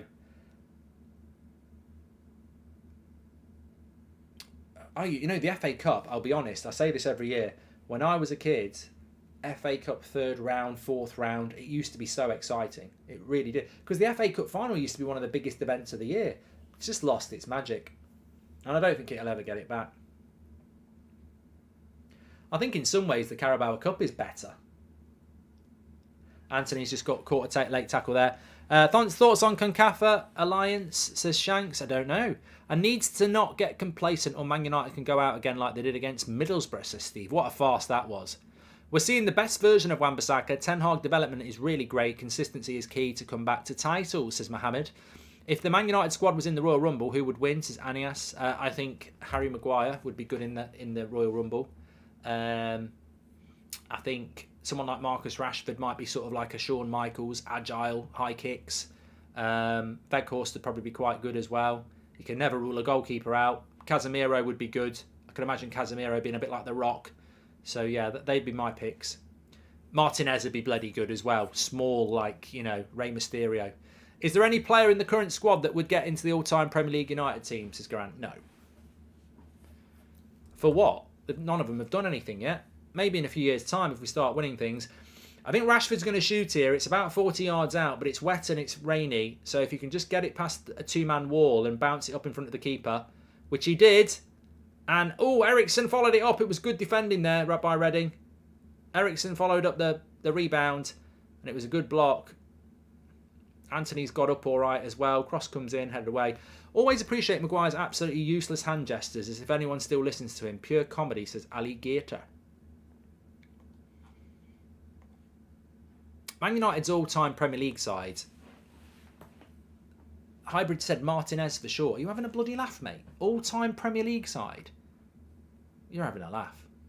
No United player gets in the all-time Premier League side at the moment. Because our history is so rich. You know, Schmeichel in goal, Gary Neville. I mean, centre-backs, I liked Bruce and Pallister, but you've still got Rio, Stam and Vidic.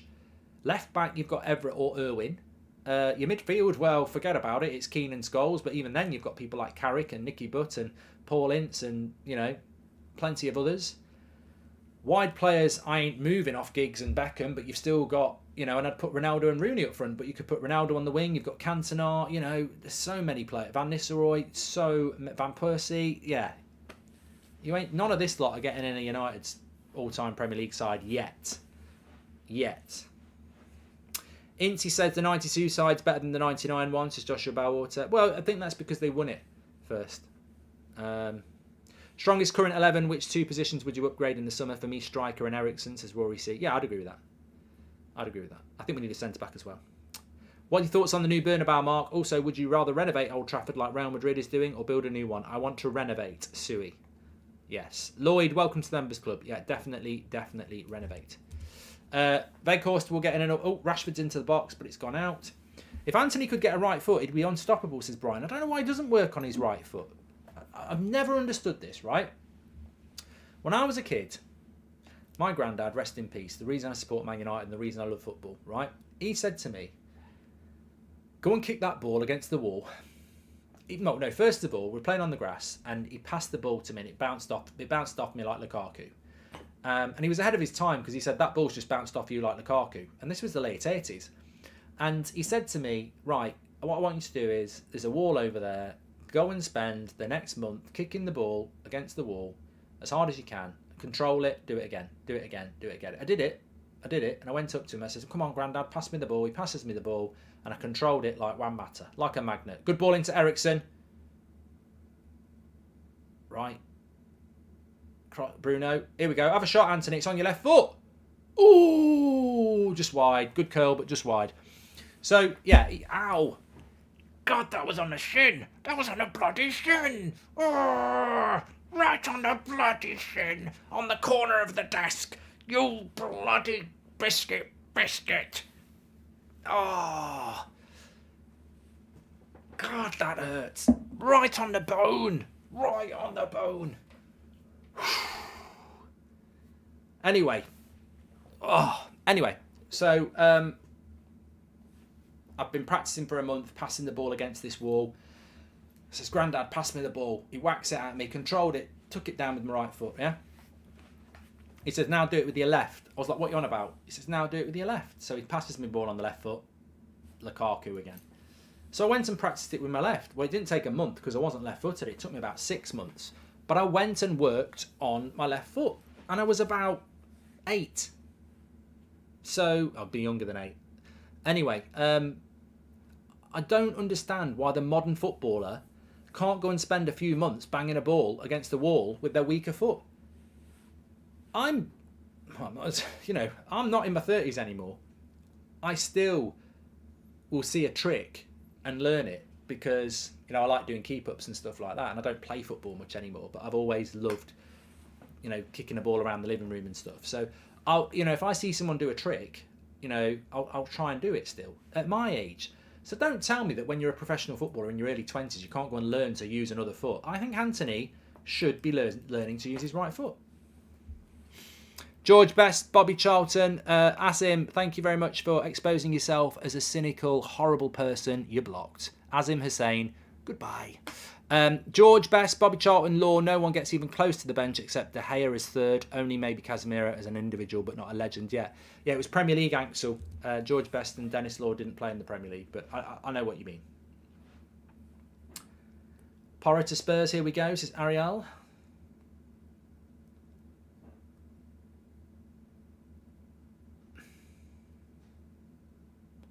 I mean, there is the counter to any argument, and of course, Mario's right. Arjen Robben and Riyad Mahrez don't really use their right foot, and both are brilliant footballers. I know, but I do think that Anthony doesn't use his left foot like Arjen Robben and Riyad Mahrez does. He's very, very left-footed, whereas Mahrez and Robben, they almost had a balance to being left-footed. But I think Anthony will turn into a good player. What was your opinion of Berbatov, says Leon? I liked Berbatov. I mean, my best mate's a Man United fan and he loved Berbatov. I liked Berbatov, but I did find him... I don't think he was a rip-roaring success at Man United, Berbatov. Some people find that controversial. You know, I know he scored hat-tricks and stuff, but I did find him at times quite, you know, he'd be out of a game. And I did find him a little bit lazy as well, and we had to carry him a little bit. But a fantastic footballer, but for me, he wouldn't go down as a United great. Not for me. Good footballer, but not a great. When I played for my county, I trained my left so much it became my dominant foot on free kick. Yeah, Dan, same thing happened to me. Same thing happened to me. I'm so... Well, I haven't played for a long time, but I got so good with my left foot that some people thought I was left-footed. Good cross. Anthony. Weghorst. Oh, good block. Goes for a corner. They could, but they were always so much better than their peers. They never had to develop their bad foot, but they can easily if they want to, says Rory C. Thank you, Rory. Thanks everyone who's tuning in, by the way. Make sure you subscribe, bottom right-hand corner. And don't forget, if you want to see United Stand live, we've got some cracking stuff we're going to be doing in Manchester and London. Get your tickets, scan the QR code with your camera phone, or go through the live chat link. International break in March. Love to see you there. They might have sold out by now, but if they haven't, check it out. Cross comes in from Ericsson for a corner. I said Maguire would score one. He won't score from that corner because it didn't go anywhere near him. The reason I said that Anthony must be easy to defend if you're two-footed, they don't know which way you're going, says Brian. Exactly. Renate says we never do well against easy teams. It's all about scoring an early goal. Against teams like this, you need an early goal. Kieran, there's no career mode highlights on YouTube now. They're just all on Twitch. You can watch the videos back on there. Goldbridge TV. It's a good career mode as well. Here's Rashford in the box. Does really well. Lays it back into the box. Oh, I thought it was just going to be an Ericsson's path, but it wasn't. Here's Anthony. May as well shoot again, mate. Oh, just over the bar. He's got a lovely shot on his left foot, but just a bit high that time. That's 2 shots he's had. Rashford's cut back. Unlucky. Did really well, but just got the pass wrong.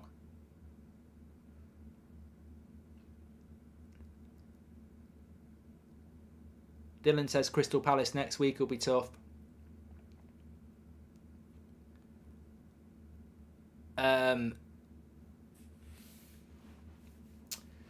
Yeah, we got Forest on Wednesday, second leg, and then we've got 3... I mean, it never stops. I think we've got... Did Leeds win today? So that will confirm. I think Leeds did win today, didn't they? If Leeds won today and we win today... Yeah, Leeds won today against Accrington Stanley. So Leeds won today. If we beat Reading, then we'll play Crystal Palace next Saturday afternoon. Then we'll play Leeds on the Wednesday. And then we'll play them on the weekend as well. So 3 Premier League games in a week again. And then we play Barcelona. So United's next few fixtures are obviously Reading tonight, Nottingham Forest second leg on Wednesday, Crystal Palace in the league Saturday, Leeds in the league Wednesday, Leeds in the week on the Sunday, and then Barcelona on the Thursday. So it is a lot of football, just Kevin, and I think that's why people were getting a little bit confused as to why we're not resting players, considering all the Premier League and Europa League games we've got coming. But Ten Hag will keep picking his team, won't he? He'll keep going strong. I like seeing Aaron Wan-Bissaka. A game like this can be a great experience for him, says Juicy. I love Malacia, but he doesn't look up when he crosses, says Sean. I'm going to be critical of the crossing anyway. I don't think we put crosses in enough. Wan-Bissaka put a good crossing in the first few minutes. Malacia, Rashford, Anthony. You've got Wout Weghorst, who basically thrives off crosses. He's not quick. He doesn't dribble. he lives off service. And I think there's 4 players in that team that don't put enough crosses into the box. Here's Anthony into Bruno. Oh, I got it wrong.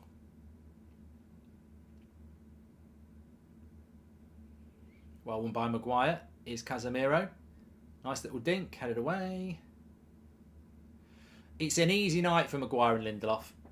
They're able to just step out from the back and, you know, as I said, it's like, for Maguire, this is like playing for England. It's just domination, pipe and slippers. Nice and easy. I don't think they've had a shot on goal, Reading, because, and I don't think they will. Welcome to the Members Club, Chase.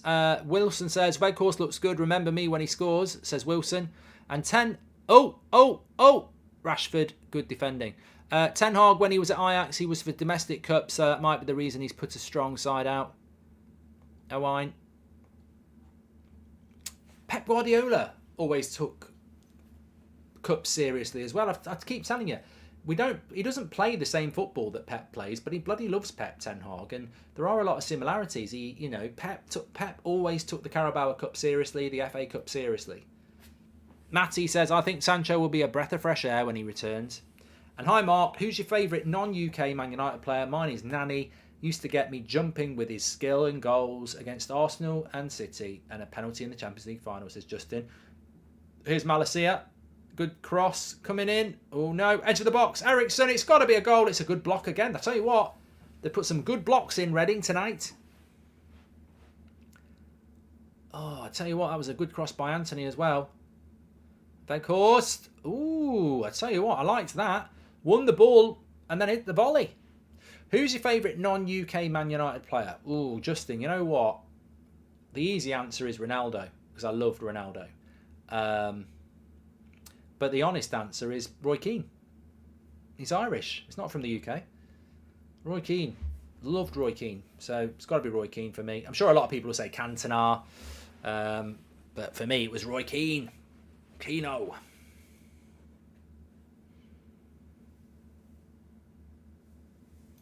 And there's nothing technical about Roy Keane. He's not from the UK. He's from the Republic of Ireland. So he's a non-UK player. There we go. It's official. Here's a nice ball into Anthony. He's got a lot of space. This is where he's got to deliver. And Bruno. Oh. It wasn't the best ball by Anthony, but Bruno made it a good ball.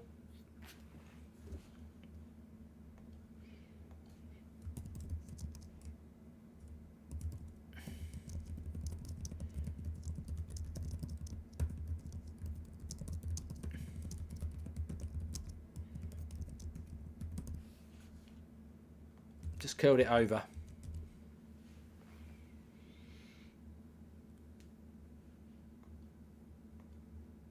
Do you think Erik ten Hag is reluctant to rotate more because of the first 2 games of the season? He doesn't want to underestimate teams again, says David. No, I don't agree with that, David. It's Reading in the Championship. Those first 2 games were against Brighton and Brentford in the Premier League. I think he doesn't want to replay a week on Wednesday, because if we have a replay, that Leeds game gets pushed back. He wants this game dealt with in 90 minutes here. That's why he's gone strong. And I think he thinks if he makes too many changes, it could easily go to a replay, which he doesn't want. That's my opinion. Jake says, had a disagreement with my mates about Rooney. I said he's the best English player ever. What do you think? Best English player ever? No. No. You're wrong. Jake. So Bobby Charlton, definitely. For me, Gascoigne, on pure ability. I mean, he's in the conversation, Rooney, but no, he's not the best English player ever. Who would win in a fight, Erik ten Hag or Pep? Rory can honestly say, never even thought about it.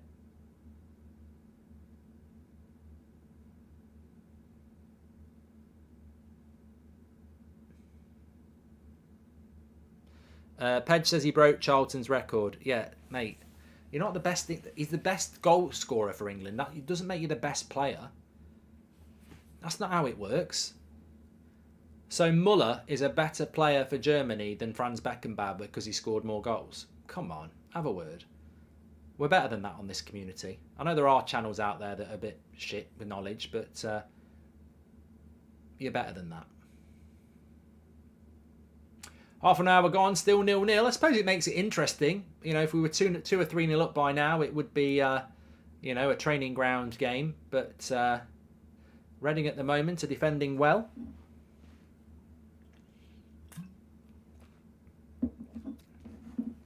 Mark, are you drinking? I'm disappointed, says Ayush.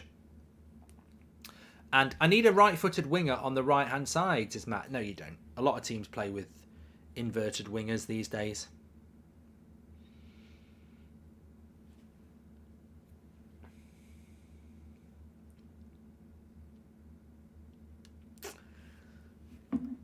I get Anthony inverted. Would he ever be tried at left wing, says Triggered. And if Ten Hag could take one player from the 99 team to put in this squad, who do you think he'd take and who would you take, says Alec? From the 99 team, who do I think Eric Ten Hag would take? What a very good question that is. Hi Mark, love the content. Gotta love Keno. Cheers from Dublin, says Mark. Thanks Mark. Hi Mike, have you ever seen much of Nonto from Leeds? I've not seen loads of him, Liam, but he does look quite exciting. Who do I think that Ten Hag would take from the 99 team? Well, he wouldn't take Schmeichel because he wasn't a, you know, sweeper keeper with great distribution, so he wouldn't take him.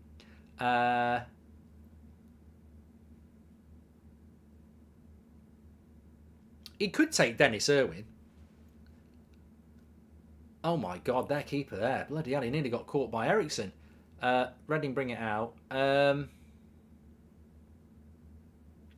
He might take Beckham on the right. He might take Scholes to play between Casemiro and Bruno would be very good. I do like Guinness, yeah, Sean. He might bring Keane and play him with Casemiro. He might put Giggs. He might put Andy Cole up the front. You know, there's a few. We had a few good players in that team, for sure. Who would I take from the 99 team to put in this team? I'm not sure you need Keane and Casemiro, so I might go for... For me, it'd be between... I love this question, by the way. It's brilliant. So we're talking, which player from the 99 treble-winning side would you bring into this United side? Now, normally, over the last decade, I'd say Roy Keane, because we need a captain and we need a CDM. But we've got Casemiro. And I'm not saying Casemiro's better than Keane, but when you've got Casemiro, you don't need Keane unless you're going to play them together.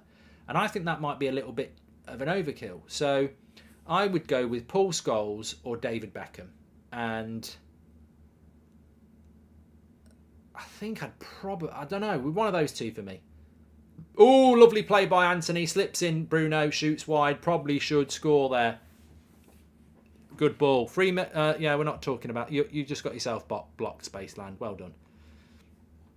It was a lovely ball by Anthony, and Bruno thinks he should have done better. Paul Ince or Casemiro, says Kieran.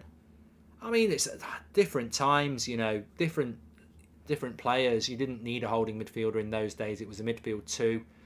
Ince, he could defend, he could score, he was box to box, you know. Casemiro is one of the best CDMs of the last 10 years. Mark, if you could interview one past or present Man United player, who would it be and why, says Scott? For me, it'd be Roy Keane or David Beckham. Just because they're two of my biggest idols, really. They say don't meet your heroes, though. I mean, they, you know, might not go well, but yeah, it would be them. I think Scholes between Casemiro and Bruno would be beautiful. Prime Scholes between Casemiro and Bruno would be something very special. But I also think David Beckham on the right-hand side would also be something very special. Maguire trying the long ball, but Reading intercept it. And goal kick. I think Andy Cole would score a lot of goals in this team. Yeah. Yeah, I think you're right, Kieran. Good super chats tonight. Sometimes a game like this is... You do get that, don't you?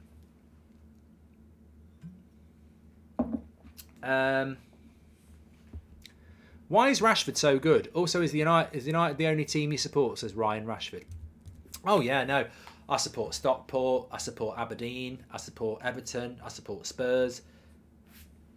Sir Alex, we need goals so we can rest some key players, says Triggered Salt. Yeah, well, we're not getting them. We're not getting them at the moment, are they? Are we? We just need that first goal, and then I think the game will open up. It is defence against attack. Casemiro, it's going to come to Weghorst this. Good header. Rashford.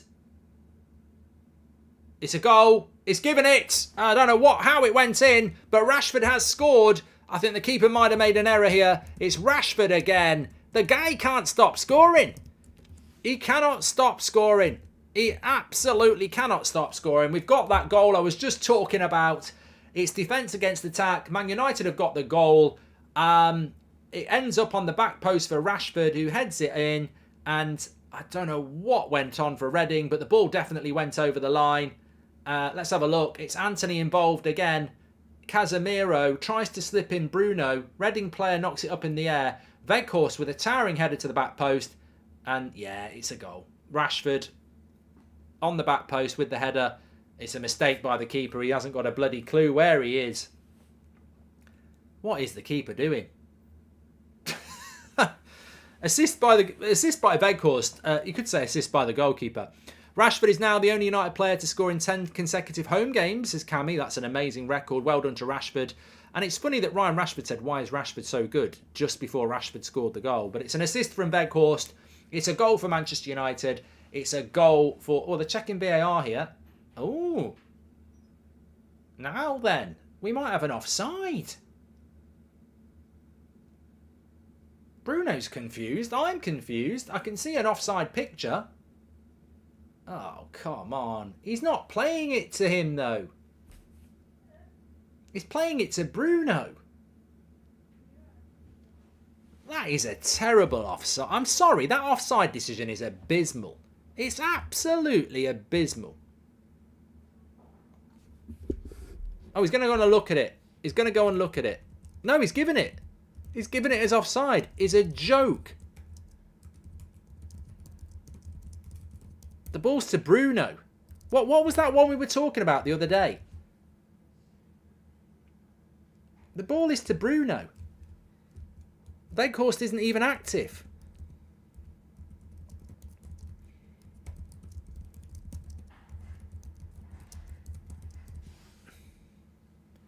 That is absolutely terrible. And unfortunately, Ten Hag is confused. We're all confused. So, look, when the pass is played, Weghorst is in an offside position. But the pass is going a completely different way. It's going to Bruno. Weghorst is there and the ball is to Bruno. The Reading player hits it and it goes to Weghorst. It's a rubbish offside decision, that. I'm sorry. It won't matter. It's not like, you know, we're playing Arsenal away in the bloody World Cup final. But it's a silly decision. Silly, silly, silly decision.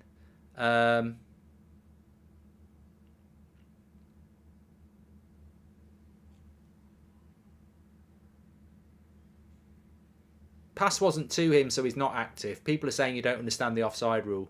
Did you not see the goal against Man City? Rashford's running next to the ball and he wasn't deemed to be active. So, silly decision. Starting the day here in Australia, limping to the beach after my first pre-season game, making the walk enjoyable. Enjoy the beach, Tyler. Enjoy the beach. Thoughts on Roy Keane as a pundit, says Aziz. I think he's a bit bitter at times, but you know, I like listening to Roy. Is Rashford in the United Legends discussion now, says Connor. I think to be a legend of Manchester United, and I'm sorry to have high standards, to be a legend of Man United, you've got to have won a Premier League. You know, lovely play by Rashford here. Unfortunately, the cutback wasn't good. And I know some clubs have a legend if they haven't won the league, Liverpool and Gerrard, but I think to be a legend, at United, we've got standards. You know, you've got to win something significant. Tigers first time here live. United are pushing now. We need to get that first goal. We're nearly at half time. We thought we had it, and now we didn't.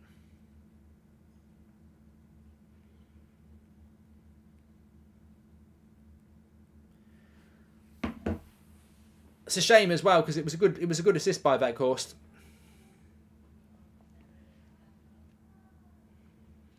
Michael Talbot says offside and VAR is a joke now.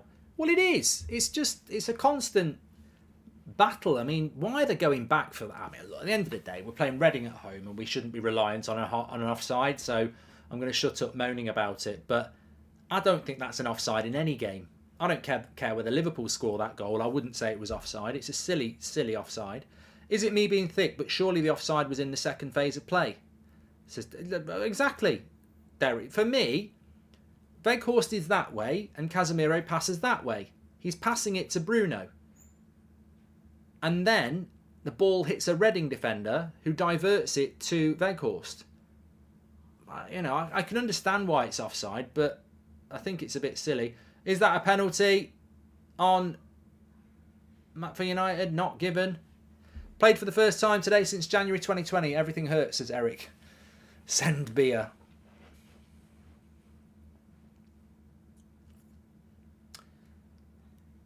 Well, are we going to get a penalty here? I don't know what's going on now. The worrying thing about this is the VAR official is an ex-referee who is now a full-time VAR reviewer. So here's Casemiro into the box. No, he gets the ball, to be fair.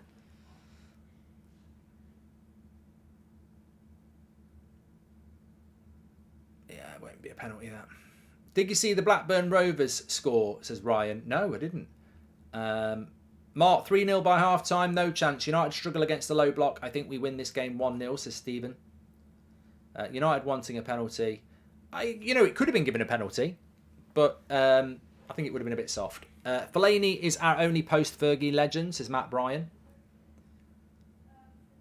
United need to just calm down a little bit here.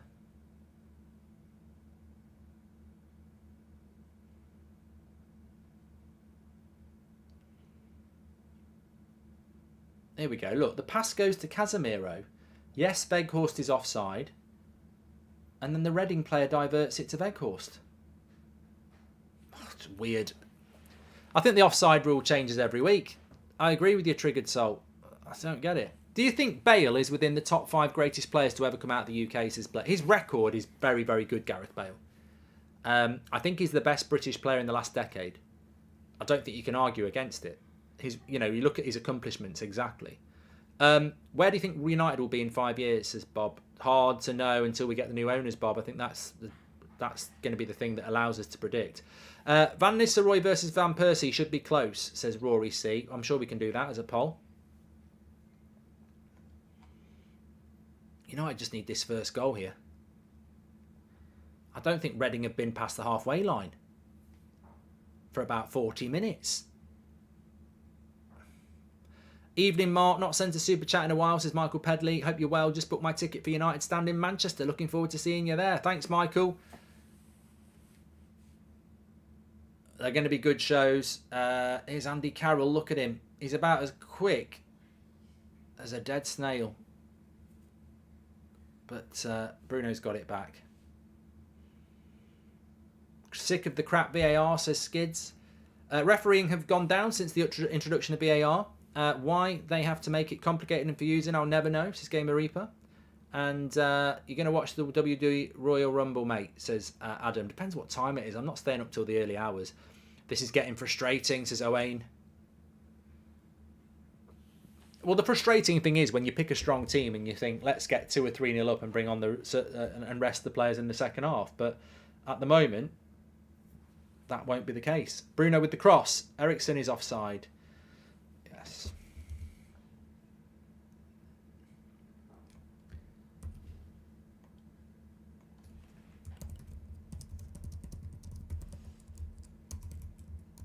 It is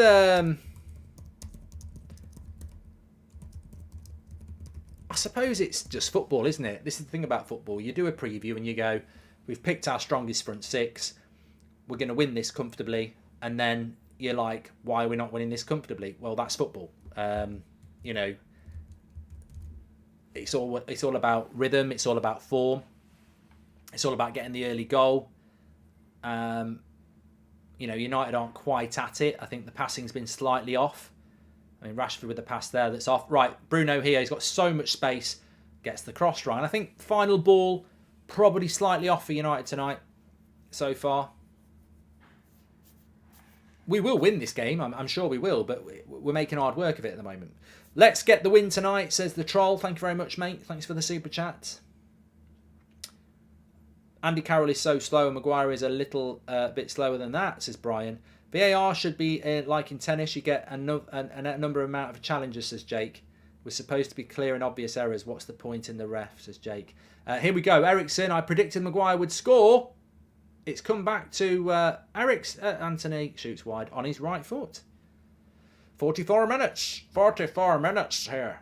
We've had 44 minutes.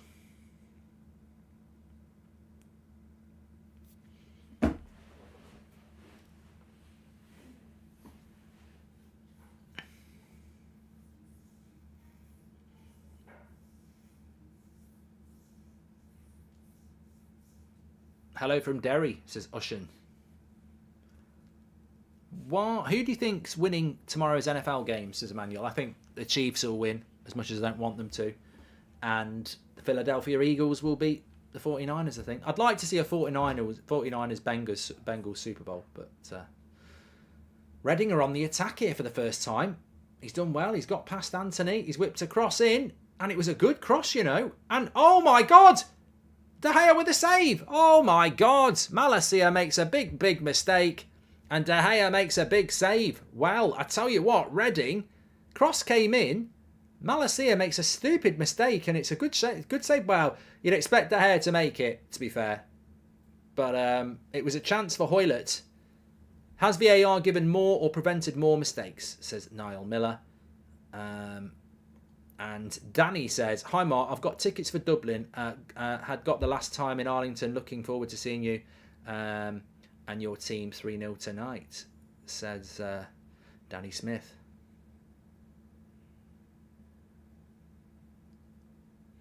Oh yeah, I remember we were going to do it before, weren't we? Yeah. What were we talking about then? Who can we bring on to change the games? Is triggered. We shouldn't have to bring anybody on to change the game. Reading having a bit of a late go at United here. A couple of attacks. Might be a chance for us to catch them on the break though here. Bruno. Yes, Wan-Bissaka. Into Anthony. He's going to play it into Wan-Bissaka. The cross is good, but good block again by Reading. Casemiro.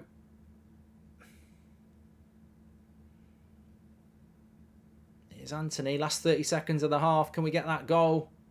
I think they're going to get told off at half time if they don't. Here's Casemiro. Weghorst. Ooh. Keeper gets down.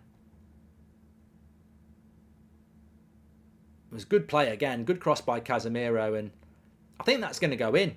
I think Weghorst's shot's going to go in. I think it deflects into the keeper's arms.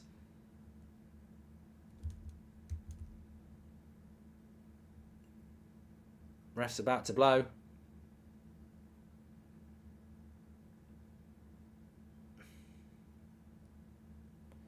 And he does, and it's half time, and it's Manchester United 0, Reading 0 at half time. No time for panicking yet, at all. It's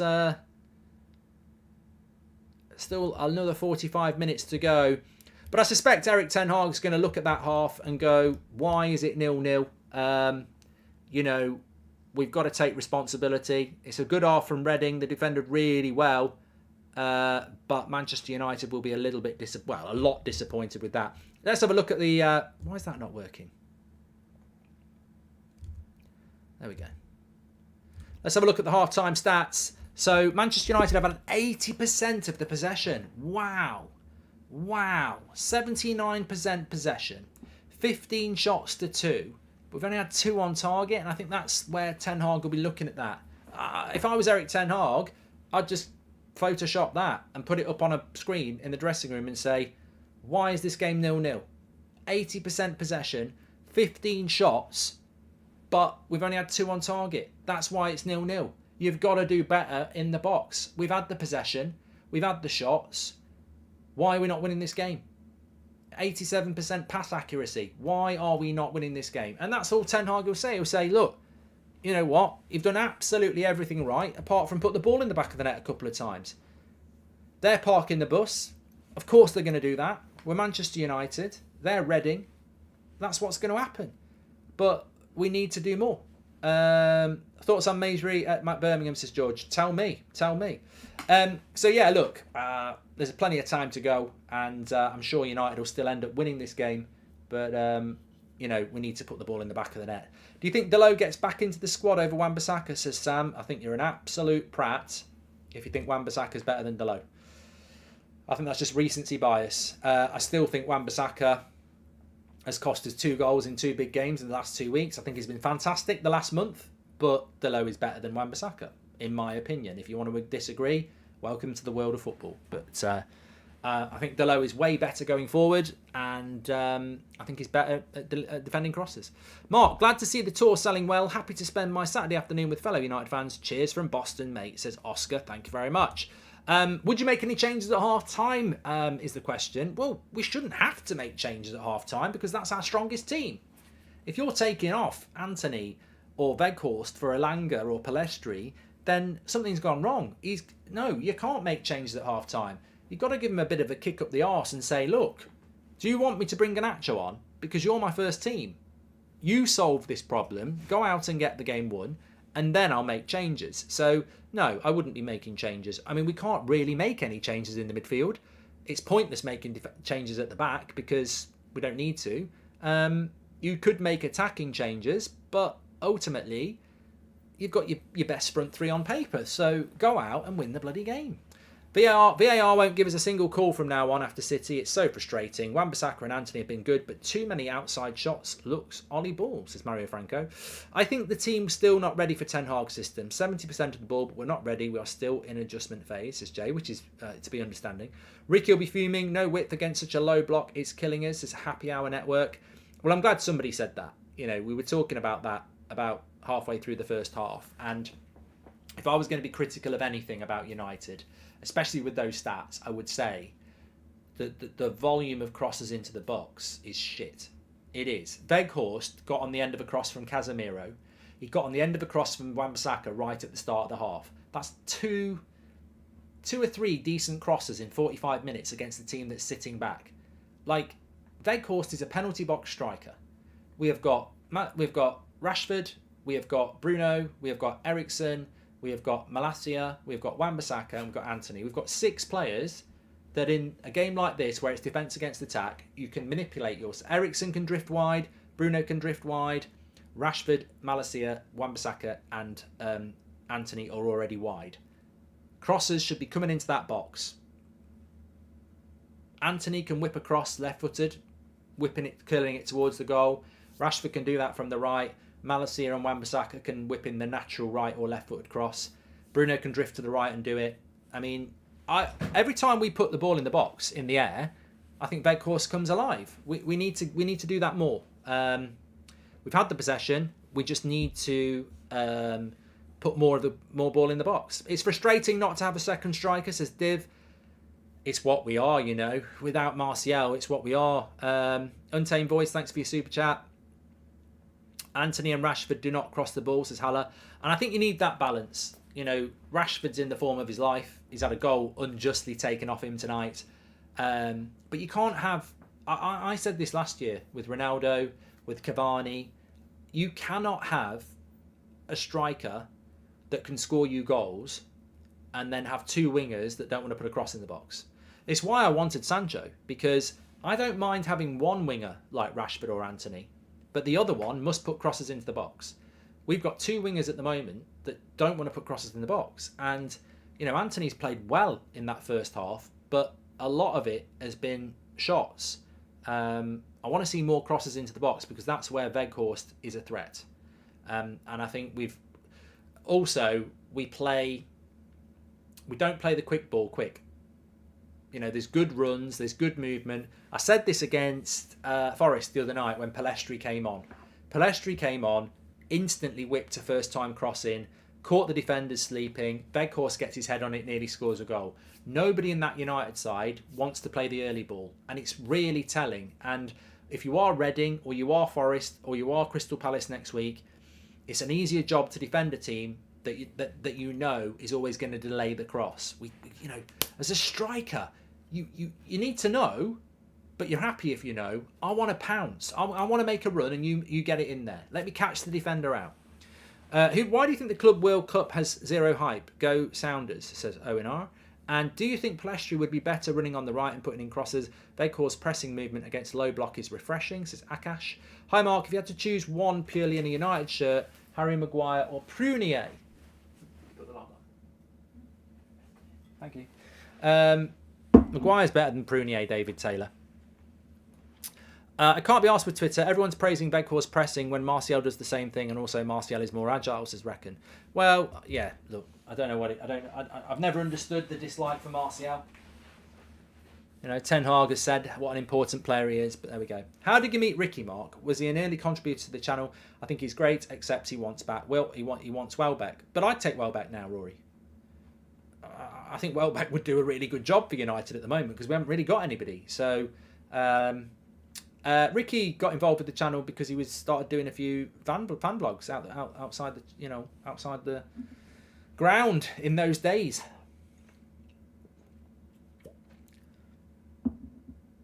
No one is putting in crosses, says Young. We have a literal beast who is prolific in aerial duels. Use your eyes and look up. Exactly. And I think that's what people are saying. Get crosses into the box. Put them in early. And it's not just crosses. It can be the ball in behind as well. Get your crosses into the box and we will score. Especially when you're playing against a low block. You know, make them work. Make them work and have a pop, you know. Had a super chat. Nice pyjamas, says Clinton. I like them. I've had them for years, you know. I've had them for years. Absolutely years.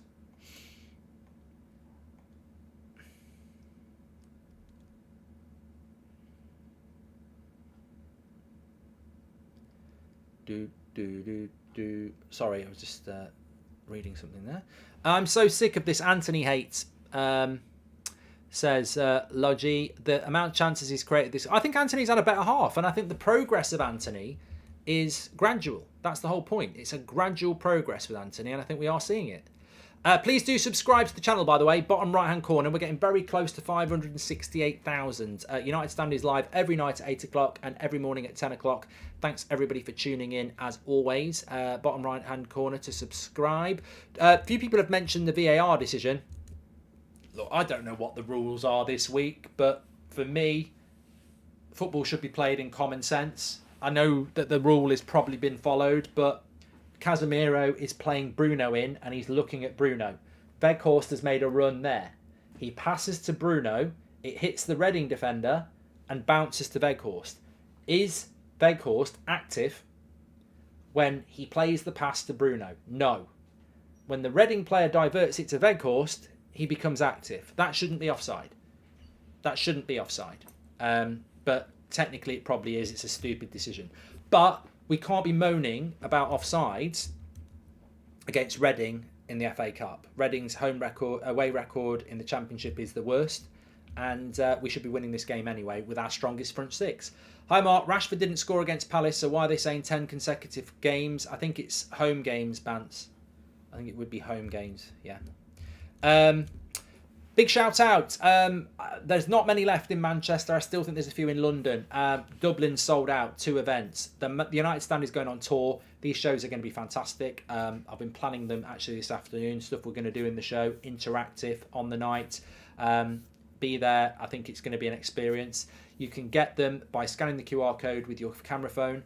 It will take you on the link. Or the link is in the live chat at the very top. I'll drop it in the video description as well. Be great to see you there. They're going very, very quickly. And as I say, we sold Dublin out 2 nights in 24 hours. So get yourself some tickets. Manchester and London in the March international break. They're going to be fantastic and it'll be great to see you there and on those evenings. So get your tickets while you can. They're going fast and it'd be great to see you. What else have we got in the chat? Our centre-backs are fine in this game, but Maguire is too predictable on the ball and slow, says Kizza. Need our centre-backs to challenge more than we're playing a low block. I think I could play centre-back tonight. Whether it's Varane, Martinez, Maguire or Lindelof, I'm not picking on them. I think I could play centre-back tonight.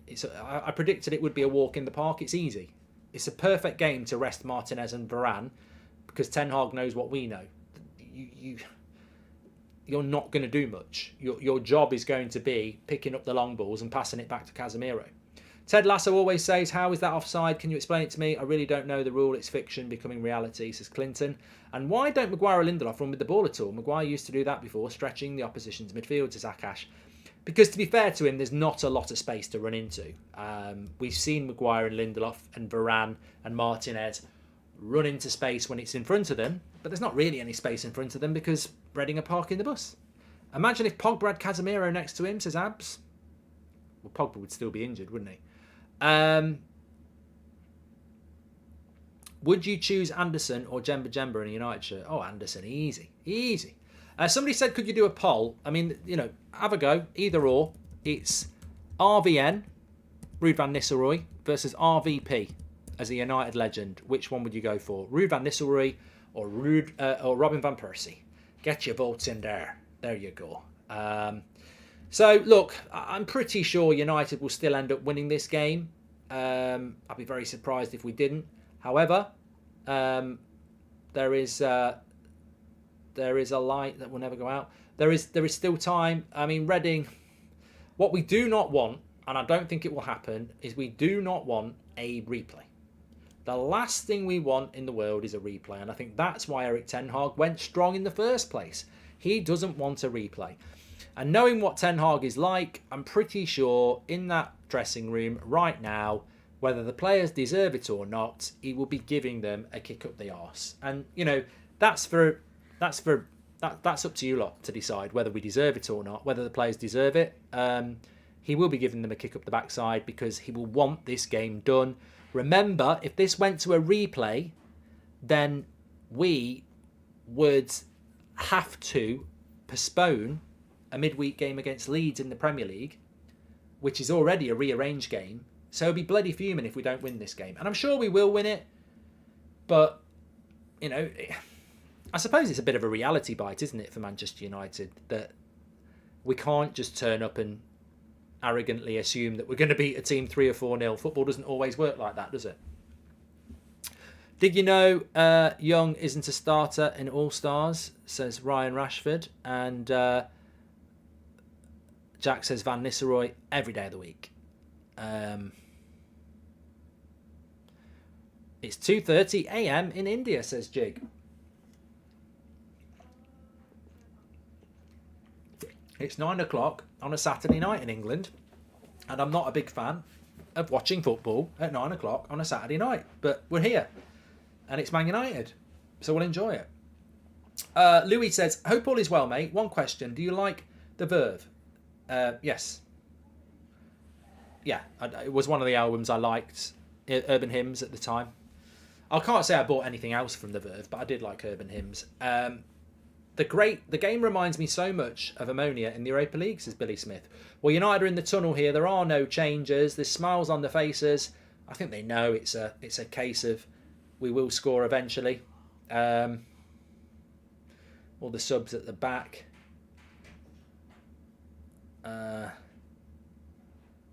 Palestri's there. Varane, Martinez.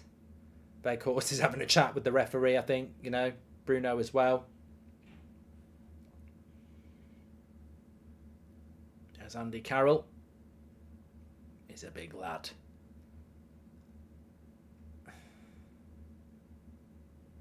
Just go and get the goals in the second half. It's 5 a.m. in Perth, says Strange Reads. Thank you very much, mate.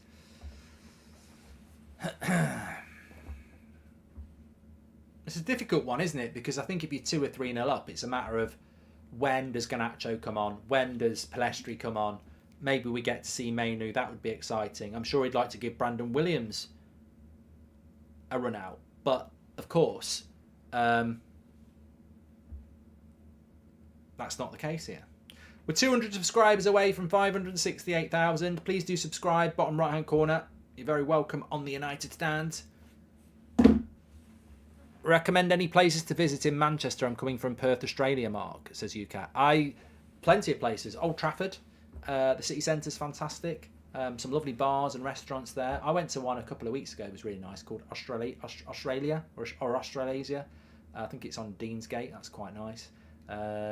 Football museums there as well. Yeah, it's a good city. That's what I'm saying. Get yourself some tickets in the March international break. Come to the Manchester show or the London show. Fantastic cities to visit in the UK, and you get to see United stand live. You know, there'll be a few hundred community members there. It'll be great, absolutely great. Get your tickets while you still can.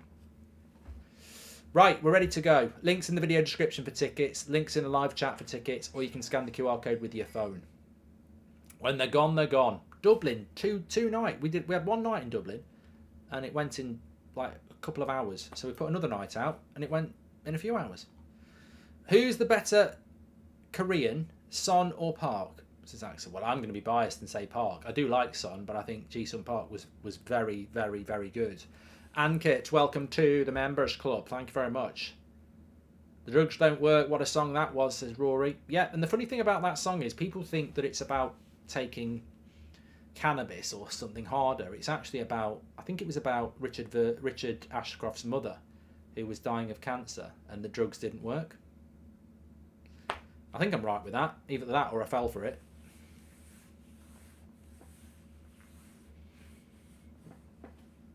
Maguire's just hit a ball straight to the keeper. I think he needs to stop hitting these long balls. We know you're good at them, but we've sort of moved on from that. Hi Mark, how are you? Chances of Vlahovic joining us in the summer, says Johnny. Well, anything's possible in the summer if we get new owners.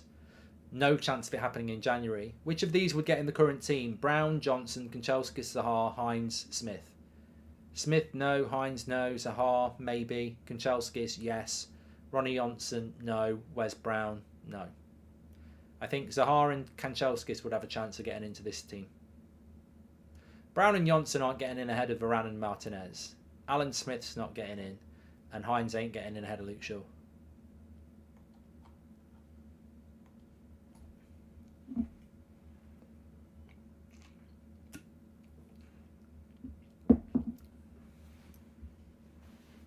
Next question. Van Nistelrooy won with 58% against Van Persie, by the way. I liked that poll. It was a good one. Hines wasn't better than Luke Shaw. Hines wasn't even a starter for United, really. He was a backup left-back. Bruno. Oh, wild. Wild. Six Nations starts next week, Bruno. Stop doing rugby kicks. Way over the bar. We haven't seen Bruno hit a really good shot from 30 yards for a while, have we? All this talk of getting old, it's getting me down, my lord, like a cat in a bag, waiting to drown. This time I'm coming down. I'm going to listen to that later. I'll tell you what, I'll bring my guitar to the tour. I'll bring my guitar on tour and I'll sing some songs. We definitely won't sell any tickets now. No, I won't be doing any singing. I've got too much other good stuff to do. I like Sonic better anyway. That was a good question, Darren. I enjoyed that.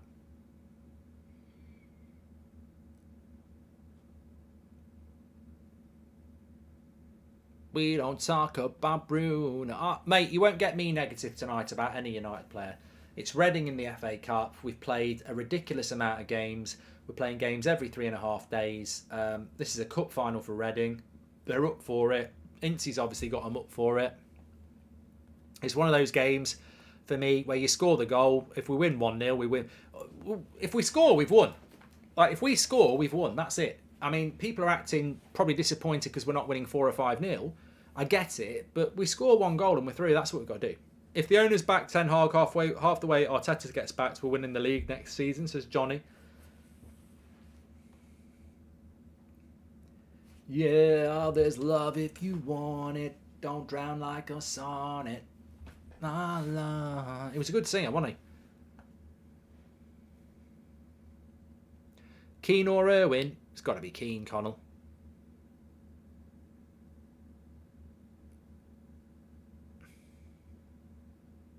Will you put some of the tour clips up on YouTube, says Kawari?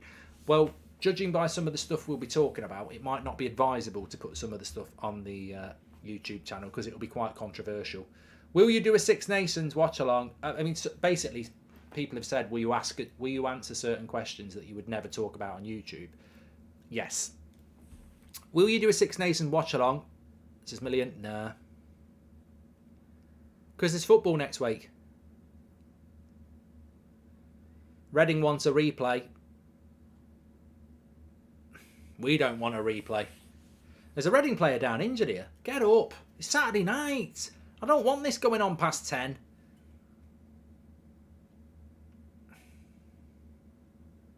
Vidic or Ferdinand, says Dale. Yeah, let's do it. Let's do it while we've got an injured player. Everyone knows what my preference is because I absolutely loved Vidic.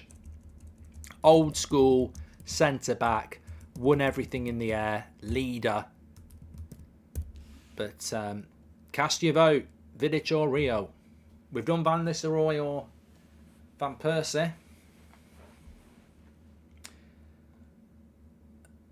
Reading are in the box here. Andy Carroll. Oh, De Gea was diving, but I think Malacia put the block on. By the way, by Lindelof, and Eriksson clears it.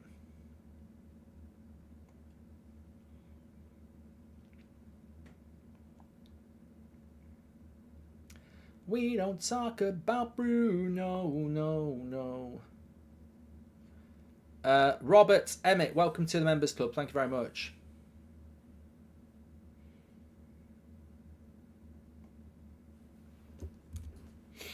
Oh dear. I'm going to throw the white towel in here for Rio. We did Rio or Vidic on as a poll. 81% for Vidic, 19% for Rio. Don't let him see that. He'll be gutted. It should be closer than that in my opinion, but for me Vidic was better. Proper centre-back, captain. I mean, basically he'd head a bloody metal ball if he had to. Just a proper centre-back, proper centre-back. But probably should be a bit closer than that, but it's an annihilation.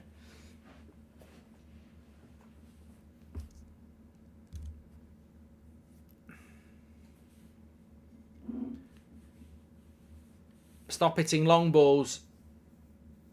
I don't know why Maguire keeps hitting long balls. I mean, we're not. Ollie's not the manager anymore. Maguire probably sees a big Burnley striker and thinks, let's play long ball. He's not the only one hitting them, to be fair.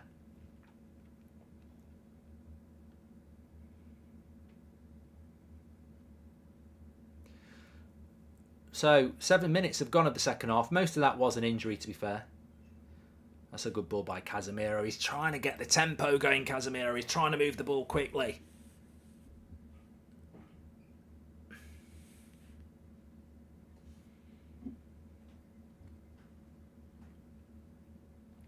Cole or York's a good one. We'll do that.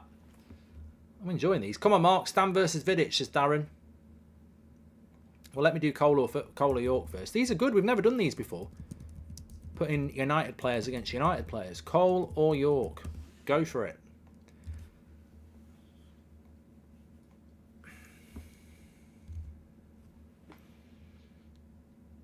Eriksson's just been caught by Andy Carroll there.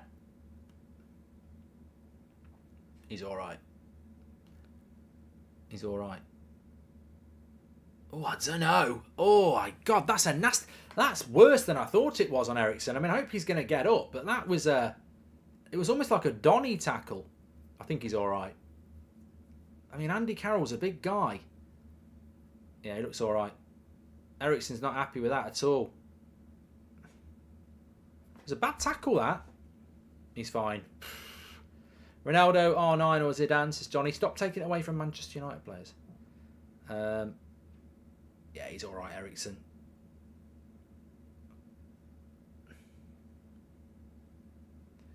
Could have been bad, that. It was a bit of a scissor tackle. Could have broken his legs. It was a bad tackling. You worry when big players do that. Casemiro!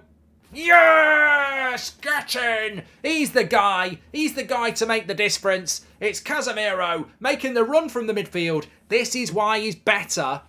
This is why he's the best CDM in the Premier League. People go, oh, it's Rodri or it's Partey. It's not. It's Casemiro because he has revolutionised that Manchester United side. And not only is he the best CDM in the team, He's also the guy that makes the runs from the midfield. He makes things happen. In a game like this where we can't break them down, he goes, I'm going to go on a run from the midfield. Watch him. He's on the edge of the screen and he goes, right, I'm going to go. I'm going. It's a lovely ball by Anthony as well. And then he dinks it over the keeper. It's absolute class from Casemiro. And it's a brilliant assist by Anthony as well. Give him the credit. What a goal by Anthony. What an assist by what a goal by Casemiro, and what an assist by Anthony, who gets a lot of unfair stick. 1-0 to Manchester United, and that's game over. Made in Brazil. It's that simple. Absolutely brilliant. And there you go, Casemiro. He knows. He's scored his goal, and he's pointing down at Anthony because he knows that they've got to get him in the team.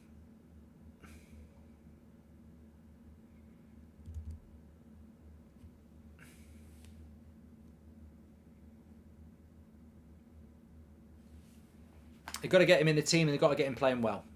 And that'll be it now. That should be it now. Now you can start thinking about Garnacho. You now can start thinking about Palestri. Because Reading will have to open up a little bit. And I think we were always going to get a clean sheet. I think every prediction I saw from all of you lot before the game, I don't think anyone gave Reading a goal. It was 3-0, 4-0, 2-0. Anthony Haters Shush says hell. Well, look, you know, everyone's entitled to an opinion, but as I've kept saying about Anthony, he's only been here 4 or 5 months. 2 months of that was a World Cup, really, wasn't it? An injury. So he's only really been here 3 months, and people are writing him off. And I'm like, he's never played in the league before. Ten Hag knows him like the back of his hand. Eriksen's coming off for Fred. Doesn't need to risk it. I hope that's not because he's injured. Every time I watch him play, I think my luckily stars that Madrid somehow let Casemiro go, says Jimbo.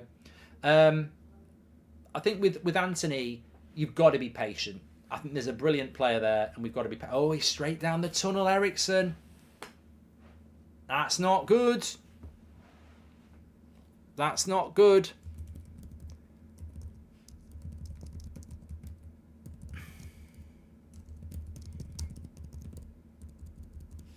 Well, unfortunately, if that turns out to be an injury, this is what people will say.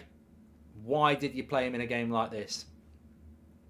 Now, remember, Martial did it against Everton when Ronaldo came on at Goodison. Martial came off and went straight down the tunnel. And I was talking to Ben Foster on the Monday, and he said, you don't go down the tunnel unless you're injured. Because if you go down the tunnel and you're not injured, you'll be walking home. Because no teammate is going to stand for that. You're all part of the team. If you get subbed off, you stay on the bench because you're part of the team. The only reason you go down the tunnel is if you've got to go and get, you know, recovery straight away. Oh, I thought it was in. It is! It is in! Oh, it is in! It's Casemiro again! It's 2-0! It deflected a little bit, but it's gone into the back of the net. And Casemiro's on a hat-trick in the World Cup. The FA Cup. He's in the FA Cup. It's Saturday night. Bear with me.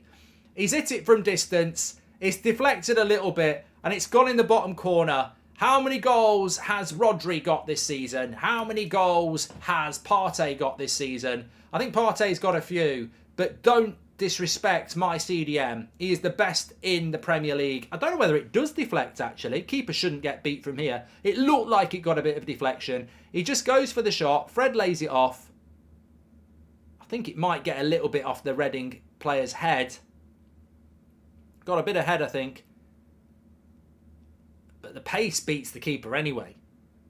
Here we go. From behind. Yeah, it does flick off the head a little bit. It doesn't matter. It doesn't matter. It's 2-0. 2-0 to Manchester United. Casemiro. Best CDM in the league.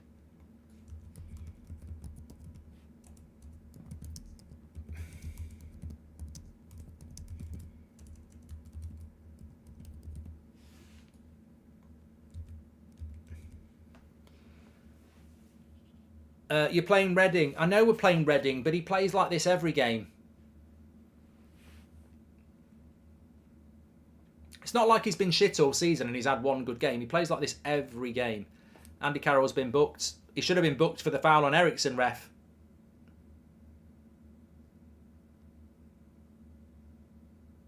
He should have been booked for the foul on Ericsson. Anyway, going back to that, little bit of a downer. Yeah, players only go down the tunnel when they're injured. So Ericsson came off about 2 minutes ago, straight down the tunnel. It was a hell of a tackle by Andy Carroll. It reminded me a little bit of the Van der Beek tackle. Now, it's not the damage that Van der Beek got because Ericsson played on for a couple of minutes, but it was a scissor tackle. So that might be one to keep an eye on because, I mean, people will say Ericsson shouldn't have been playing in this game. He needed a rest. The risk is not really. Again, it's Ben Foster who said this. He said, you know, you don't get many injuries in training. Most injuries happen in a game. So the more games you play somebody, the more chance that they're going to get injured. And that will be the risk. You're never going to be wrong picking players if they don't get injured. But if they get injured, people will say you overplayed them. So hopefully it's nothing too bad. But Andy Cole beat Dwight York with 74% of the vote, by the way. We'll do another one in a minute. But it was bad. It was a bad tackle. Can Casemiro make me love him anymore? Says Triggered Soul. Thank you very much for the super chat. Casemiro, your beauty, says MVP. And don't think it will be bad. Swollen ankle looked more like an impact injury. Probably going to treat it. Keep swelling down, hopefully, says Red Devil. Yeah, it looked bad. Bouncer for United stand, live Glasgow, Martinez or Vidic, says Tim Moore. Vidic is a typical bouncer. Dorman or woman. Looks like De Gea hurt himself after that kick, says Spencer.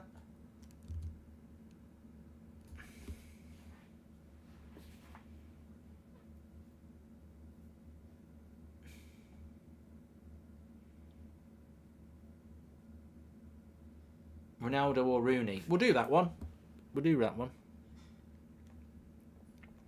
Well, now, this is where we wanted to be this Saturday night, isn't it? Cruising into the next round. No prospect of a dodgy replay. Get to play Leeds now, midweek. The week after next. All our outstanding games will be done. Playing with more freedom now. Good tackle by Maguire. It's a foul by Casemiro. We want to see a Casemiro hat-trick. That's what we want. Quite a good steady Eddie, eh? Loving the shows, Mark, says JWB. Thanks, pal.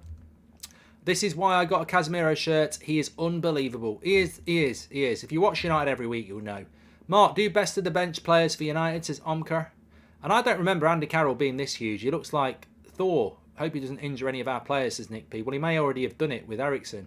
Unlikely hero Casemiro, says Nit. Confidence player Anthony. Have patience, says Glenn. Henningberg or Harry Maguire, says Mark.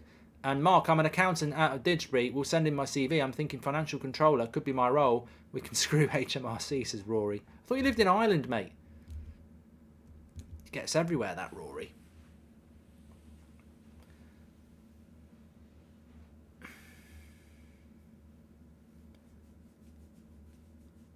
Please do subscribe, by the way. We're only about 100 away from 568,000 now. Thanks for getting involved. And we will be doing player ratings very soon as well, which we'll go through in the match reaction.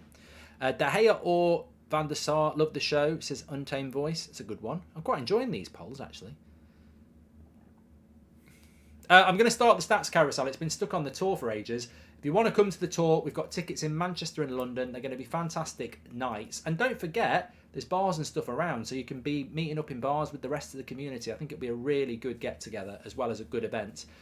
In the international break in March, scan the QR code with your phone, or go through the link in the video description or the live chat. I don't know how many tickets there are left. I mean, London or Manchester could be sold out by now. I don't know. But if you can, get them. It'd be great to see you. Dublin sold out, of course. What was I going to do? I know. Start the stats carousel. There we go. Be nice to see Anthony get a goal. I mean, his game's not really about goals. It's about creativity, isn't it? He's off. Andy Carroll's been sent off. He's lost his head. Off. He's walking to the halfway line. That's not where the tunnel is. And Paul Ince looks fuming. Should have been sent off for the Ericsson foul. What's he done here? Oh, God. It's blatantly a second yellow. Andy Carroll, what a prat. See you later, says James Clough.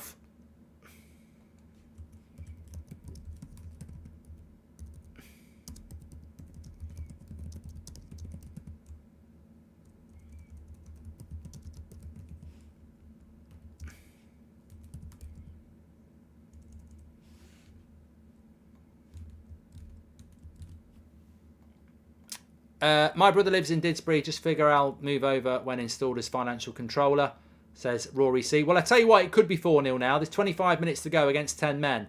When's a show in New York, says Johnny. We also love you here, Mark. We got a bar where we watch United games, and instead of the pundits talking about the game, we have you on the commentary doing the watch-along. That sounds great, mate. I'll have to come over. Man of the match, Casemiro. I'm in Caribbean island of Antigua, says Khalik. Just saying hi and wish you the best for the year. Love your content. I hope you're having a great time, mate. And it's 3-0 to United. And I think it's Fred this time. The goals are flowing. If you said 3 or 4-0 to Manchester United, you might end up being wrong. It could be 5 or 6. The goals are flowing. The second half has gone absolutely fantastic. It's a cross into the box. I think Fred scores. I think it is Fred. The Brazilians are on fire here tonight. 2 from Casemiro, 1 from Fred. Bruno, front post. He looks onside to me. Oh, what a finish by Fred. It's definitely Fred. Look at the flick. And he's definitely onside. Lovely little flicked goal. Goal of the season by Fred, that. What a goal.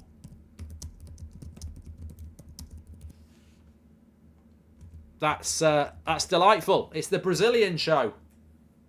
And Malasia's coming off now. Probably Brandon Williams coming on.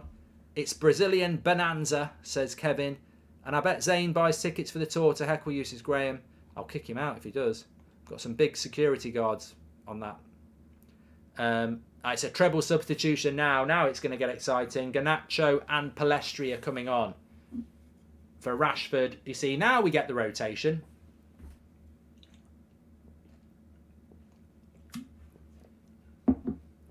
Maguire or Vidic would be very unfair, says Shahir. Bruno's coming off as well.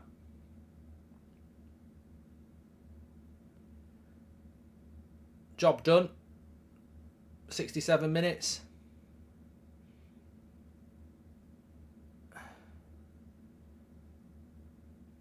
Bruno comes on. Somebody said, did Rashford walk down the tunnel? I don't think he did. Ten Hag and Bruno having a bit of banter. He's so happy. Look at Ten Hag, he's loving it. You can tell he loves Bruno, the little smile on his face. He's like, I've just had a bit of banter with Bruno. It's good to see those sort of relationships forming with the manager as well. Turns out Fred isn't from Stoke. Fun game today, says Uncle Drew. And it's the Brazilian Samba, says Carmine. It's like somebody said it, I think somebody said it on the preview on Thursday, or maybe it was on Friday. They said Fred's a brilliant second half player. I think Fred's become a very important player as a squad player, as a bench player, and somebody who can come in. If you could get one present and one pass from the team on the show, who would you pick, says Alex. Good question. Yeah, past would still be Keane. Present. What one player from the present team would I like a chat with? What a ball by Malacia. Oh! Weghorst, how does it not go in? Garnacho shoots. Fred, oh, over the bar. How did we not score there? Weghorst nearly turning it in. Chicharito and some of your choice marks, says Sammy. I don't know how this didn't go in. Well, Garnacho would have been offside, actually.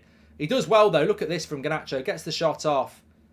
Palestri slides in. Weghorst gets the shot and it gets blocked. And then Fred shoots over the bar. Do you think you'll do a show in Belfast? We will do a show in Belfast, Harry. We nearly added a show in Belfast, but somebody said it's not good. Thoughts on Souness quietly leaving TalkSport? Has he? Didn't know he'd left, Gunnar. I don't get told anything. Nanny or Rashford, says Angry Brit. You're having a laugh. Raylan, thanks for the super chat. And poll idea, McFred or Cleverly and Anderson, says the Beast. We need North America United stand tour in the summer, says Lonely Loner.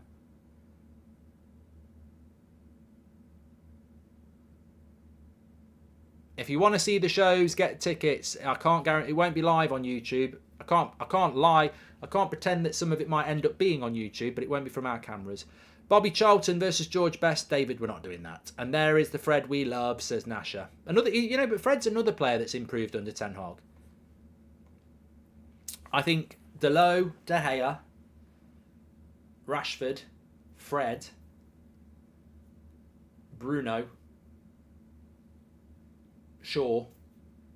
These are players that he didn't buy that have improved under. You can't do Evra v surely, and Evra was very, very good. Good cross into the box. Harry Maguire heads it away. Comfortable night for Lindelof and Maguire tonight. Doing the Samba in my living room with my daughter's dress on, says Daniel. If you could have a current player on, it should be De Gea, says Daniel. Yeah, I was just trying to say, if I could have a current player from United on the United stand for an interview, who would I take? And I probably would like De Gea, because he's been here so long.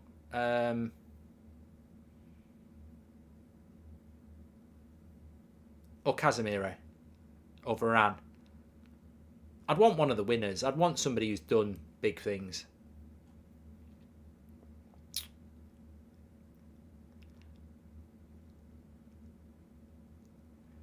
I'll tell you what, I think Harry Maguire would be interesting though, wouldn't it? He wouldn't answer anything. Oh, they've got a goal back. Reading. De Gea's fuming. Goal for Reading from a corner. Oh, come on, United. Come on. That's destroyed everybody's score prediction. Reading have scored a bloody goal. De Gea's fuming. Let's have a look what happens here. Oh, who's meant to be marking him?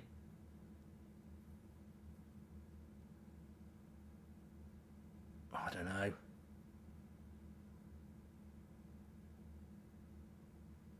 don't know. No one. Anthony, maybe.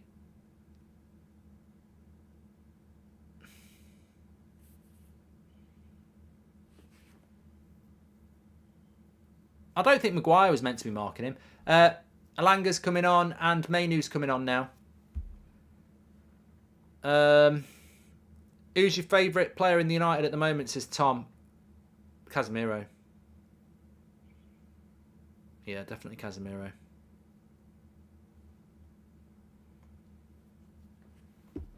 He's coming off as well.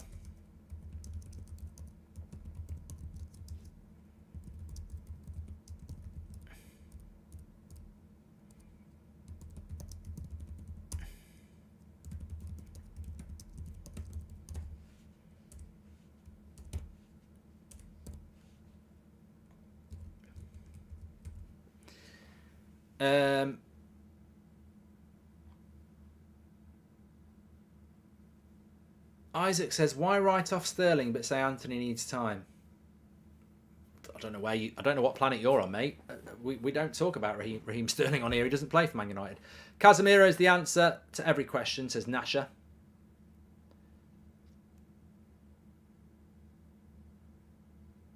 I think it was just lazy defending by United there. I just think Anthony's let him go. Maguire and Weghorst and Casemiro are probably stuck, not really attacking the ball.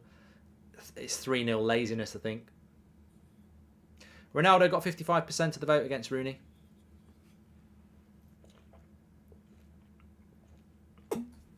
Nice ball into Garnacho. Well, my score prediction's gone now. I said 4-0.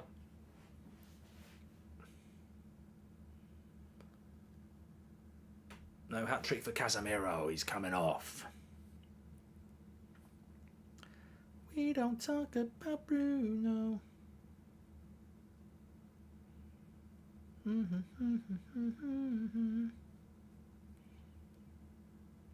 Reading are changing their goalkeeper. Make sure you subscribe, by the way. Bottom right-hand corner. We're only 100 away from 568,000 now. Thanks everyone who's been tuning in. Appreciate it.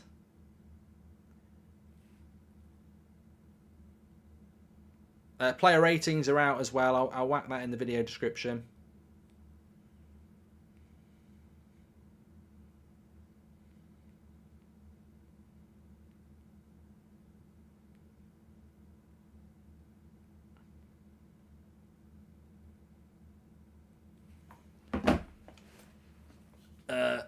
I tell you what, Lumley was the name of the goalkeeper. His name's Joe Lumley. I said it was Joanna Lumley. It may as well have been Joanna Lumley. He's had a bit of a crap night. Casemiro might have been the last parting gift from the Glazers, the CDM we always wanted, says Nathaniel. You know, the fans were right about Ten Hag, and the fans were right for the last 5 years saying we should buy a bloody centre-back, a CDM. It baffles me that, especially in the Solskjaer era, we didn't bloody go and buy a centre defensive midfielder. Everyone knew we needed one.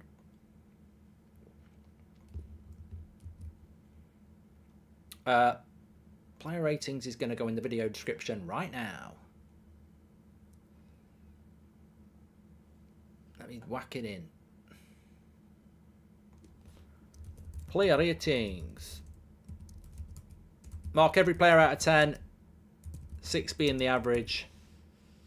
Link is in the video description for you. Don't forget to download the OneFootball app. That link's in the video description as well. Free to download all your latest breaking football news and stats. I like the way OneFootball do their stats on players as well, you know, like passes and everything. You can, you know, individualize it. So it's free on Apple, it's free on Android. Check it out. You can do your player ratings through the video description as well. But I suspect I know who the man of the match is going to be tonight. I don't think anyone can compete with him, really. But it'd be interesting to see what you give everybody else. Disappointing to concede. It'll be really annoying for De Gea. Although he did make a good save in the first half, he's not really had anything else to do. And there's not a lot you can do from 6 yards out when someone has a free header. Unless it's straight at you, you're not going to save it. So he'll be annoyed about that because he's only 3 clean sheets away from Peter Schmeichel's record.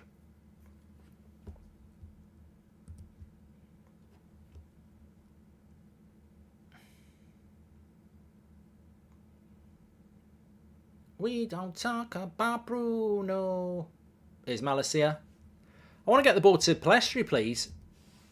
Can we get some of the ball to Palestri? I think he can do some stuff. I think he can do some damage. Oh, that's a foul. Would you rank Casemiro higher than any of the Man United midfielders in terms of all-time great, not just club? No, Alex. He's not. You can't. Casemiro can't be better than Keane or Scholes or anyone like that just because he's played half a season at United. He's fantastic, but as I say, to be a United great, you've got to win things. Ask Jones to do a watch-along. What do you think about pre-match betting segment? 99% sure I followed you since 2015, says Diversified. Thanks, pal. Thanks for your support. Wakey, wakey. I thought Shane Long was retired, says Kenneth. Well, he's the second player to come on that's not retired, isn't he? Andy Carroll sent off.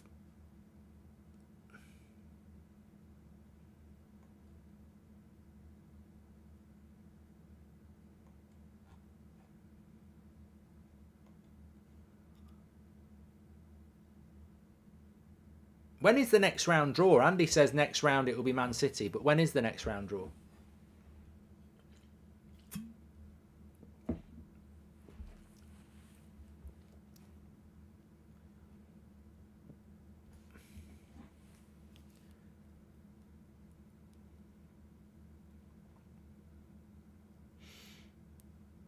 Casemiro's the difference, isn't he? I think if you've got McTominay playing in this game, we're probably going for a replay, aren't we? It's that's what quality. I want Man United to make more signings like Casemiro and Varane. Like, there's a real evidence at United that if you buy top quality players, it massively improves us. So I want to see us make a few more signings like that, to be honest.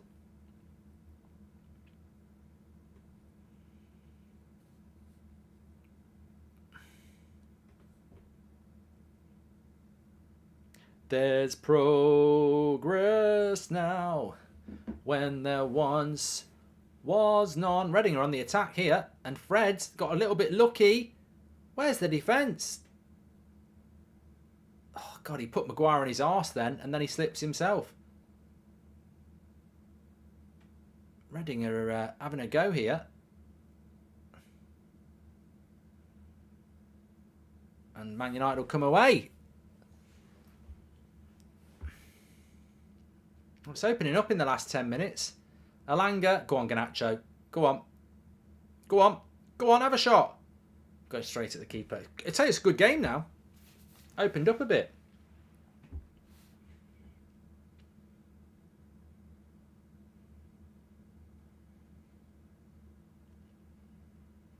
Maguire could have got very embarrassed there. He got put on his arse, but luckily the striker couldn't believe that he was in with a chance and slipped himself.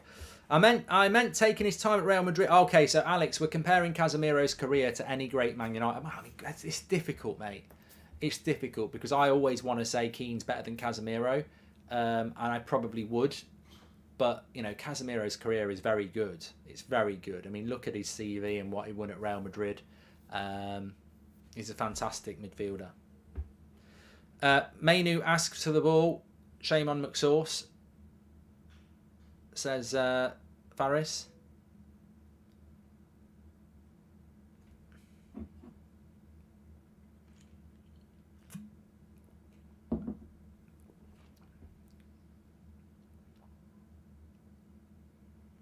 Incy's getting angry.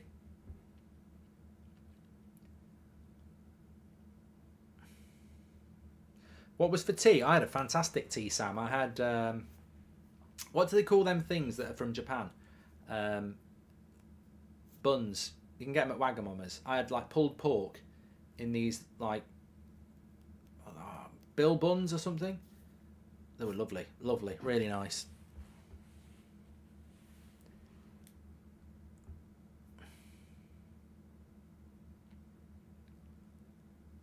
Bao bun, that's it. Bao buns, really nice, really nice.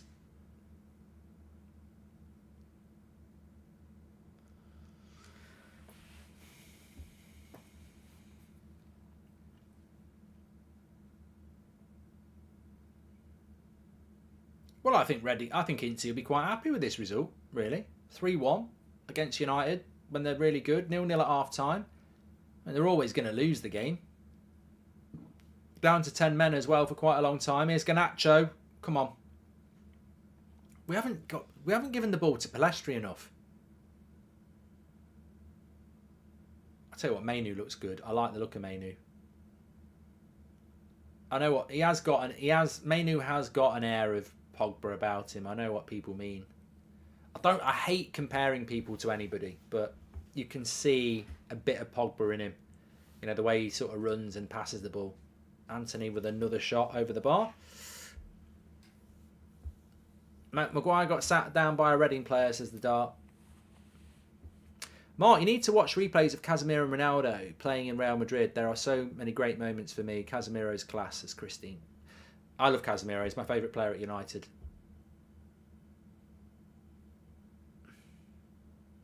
Abbott says, are you surprised by the lack of depth United have? No, not at all. It's my big concern. We're having such a good season, really, in the growth that we're having. We're having a good season, but it's wafer thin, the squad quality. And obviously, we saw Eriksen get absolutely clattered by Andy Carroll and straight down the tunnel. I mean, if that's any length of an injury, even 2 weeks, that's terrible. You know, but we can't afford to pick up any injuries, which is why I think people were worried about not rotating today. It's not because they don't want to see Eriksen playing, it's because they don't want to see Eriksen getting injured.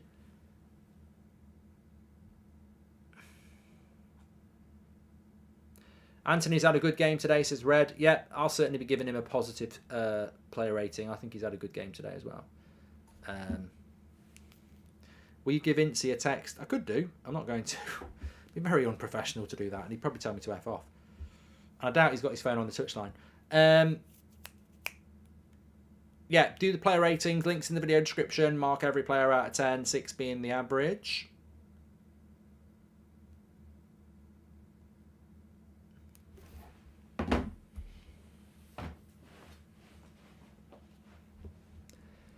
5 minutes to go. I mean, look, I'm not going to say I'm just happy we've won it in normal time, because at the end of the day, I'd be disgusted if we didn't beat Reading. But Casemiro told his agent he'd fix our defence issues before joining. Shows what a world-class player he is, says Dead Zone. But it's nice just to get this game done. I think at half-time, 0-0, you're just like, come on. Let's switch it up. And to be fair, the players have done that. Inspired by Casemiro's run from deep, you know. Sometimes you've got to do that as well. You know, that first goal by Casemiro is so good because we're struggling to break down, you know, a team that's parking the bus. So how do you break down a team that's parking the bus? Your CDM makes a run and it creates space. And if they don't go with him, he's free. And that's what happens. Straight off the training ground. Brilliant. Mainu looks nice. He's had a good cameo. What strength are your glasses, says George. Got no idea.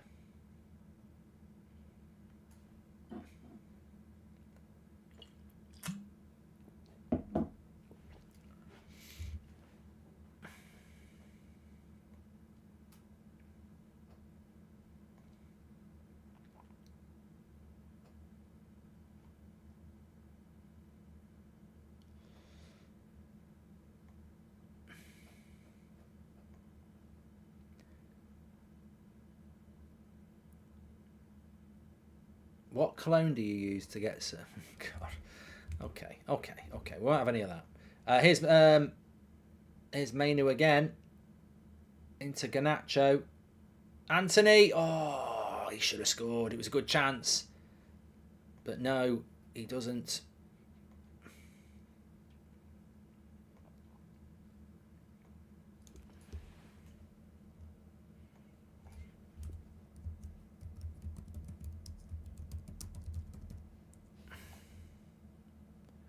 (3-1) though, Reading getting a goal. Who would have thought that? Really would have predicted a clean sheet. United have got a corner here though. Now, can Maguire score the goal I predicted he would? Not if we don't put a cross in the box. I'm not going to put a cross in the box because we're passing it around the edge all the way back to Garnacho. Maguire's going to stay up. That's another corner. Yeah, I did predict Maguire was going to score a free kick. Maybe I was getting a little bit ahead of myself.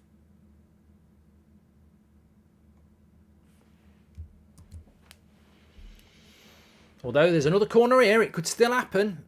I could still be right.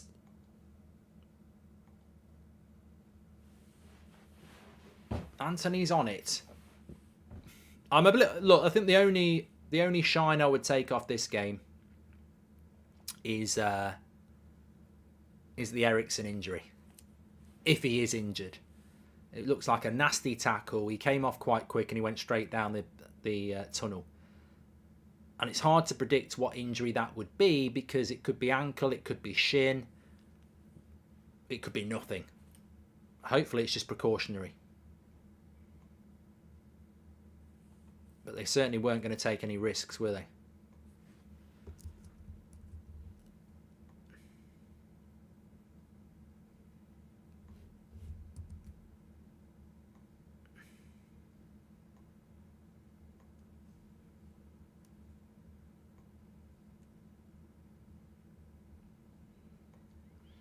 '88th minute.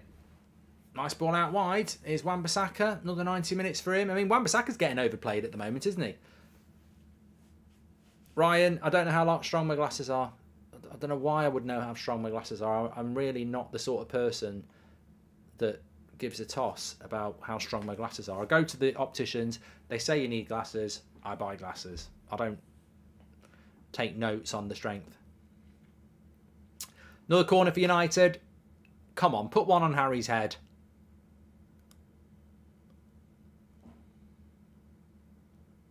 Oh, I've gone short again. Into Anthony. He's going to shoot. That's another corner. Put one in. Maguire, tell him to put a cross in. Come on, I've predicted you're going to score. It's written in the stars.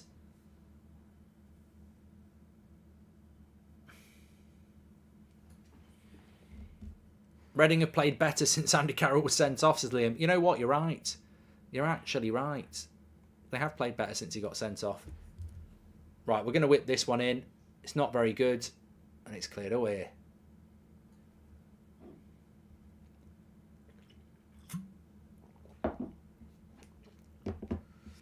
Written in the stars, a million miles away.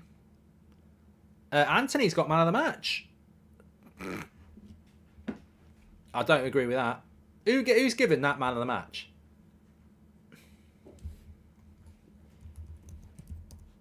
I'm going to have to tweet about it.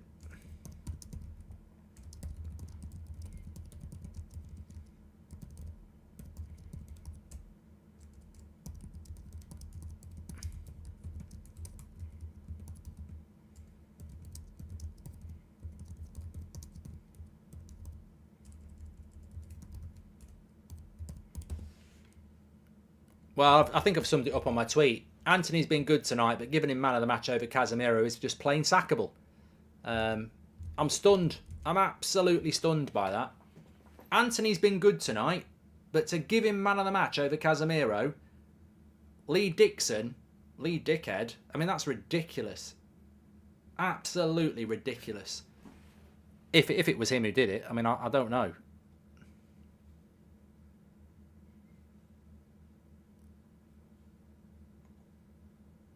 Here is Garnacho down the left-hand side. Oh, he just can't get the pass in.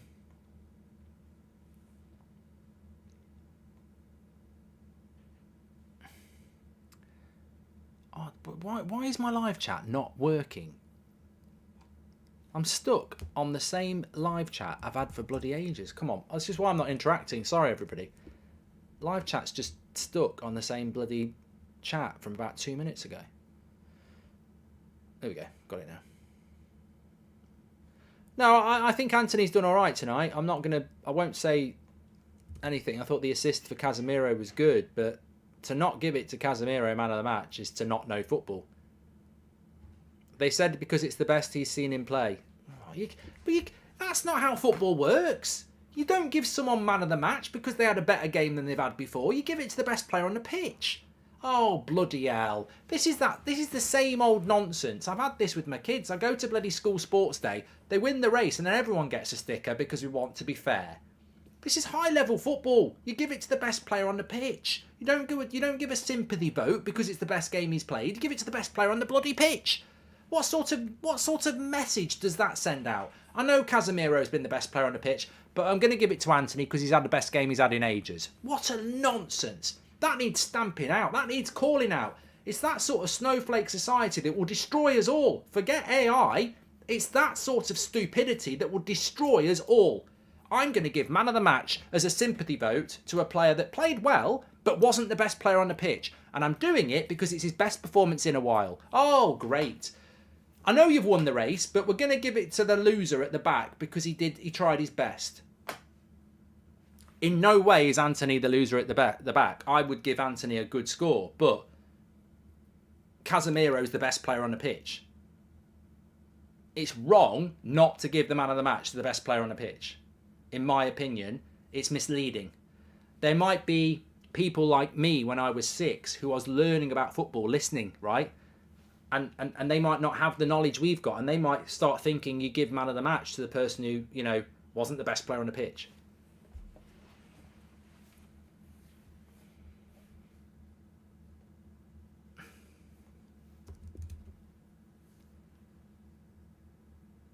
It's not that deep. It's not that deep, Kian, but I you know what I'm like. I get very pissed off when people get man of the match who don't deserve it. And like I say, I think I'm going to give Anthony a good score in the player ratings, as you'll see. But I just think when there's a clear man of the match, he should get man of the match. Anyway, it's finished 3-1 to Manchester United. Paul Ince and Erik ten Hag have a handshake. And it was really, really straightforward for United in the end. And I'm glad that Ince and Reading didn't get smashed. That was, at the end of the day, it was a good scoreline for everybody. and at least they scored a goal. But fantastic result for Manchester United. We go through into the next round. It means we can play that game against Leeds midweek next week. Not this week. We've got Forest the following week. And then we've got all our games in, games in hand done, which is another positive. Hopefully Eriksen isn't badly injured as well. We will find out about that. But look, we're going to go straight onto the match reaction. Player ratings, link is in the video description, and it's in the video description of the match reaction, which I'll push you over to now. And I'll see you over there in a minute. Lots to discuss. And man of the match. Are you going to give it to Anthony? See you in a minute. And what will Harry Maguire get as a score? That'll be interesting, because I might surprise a few.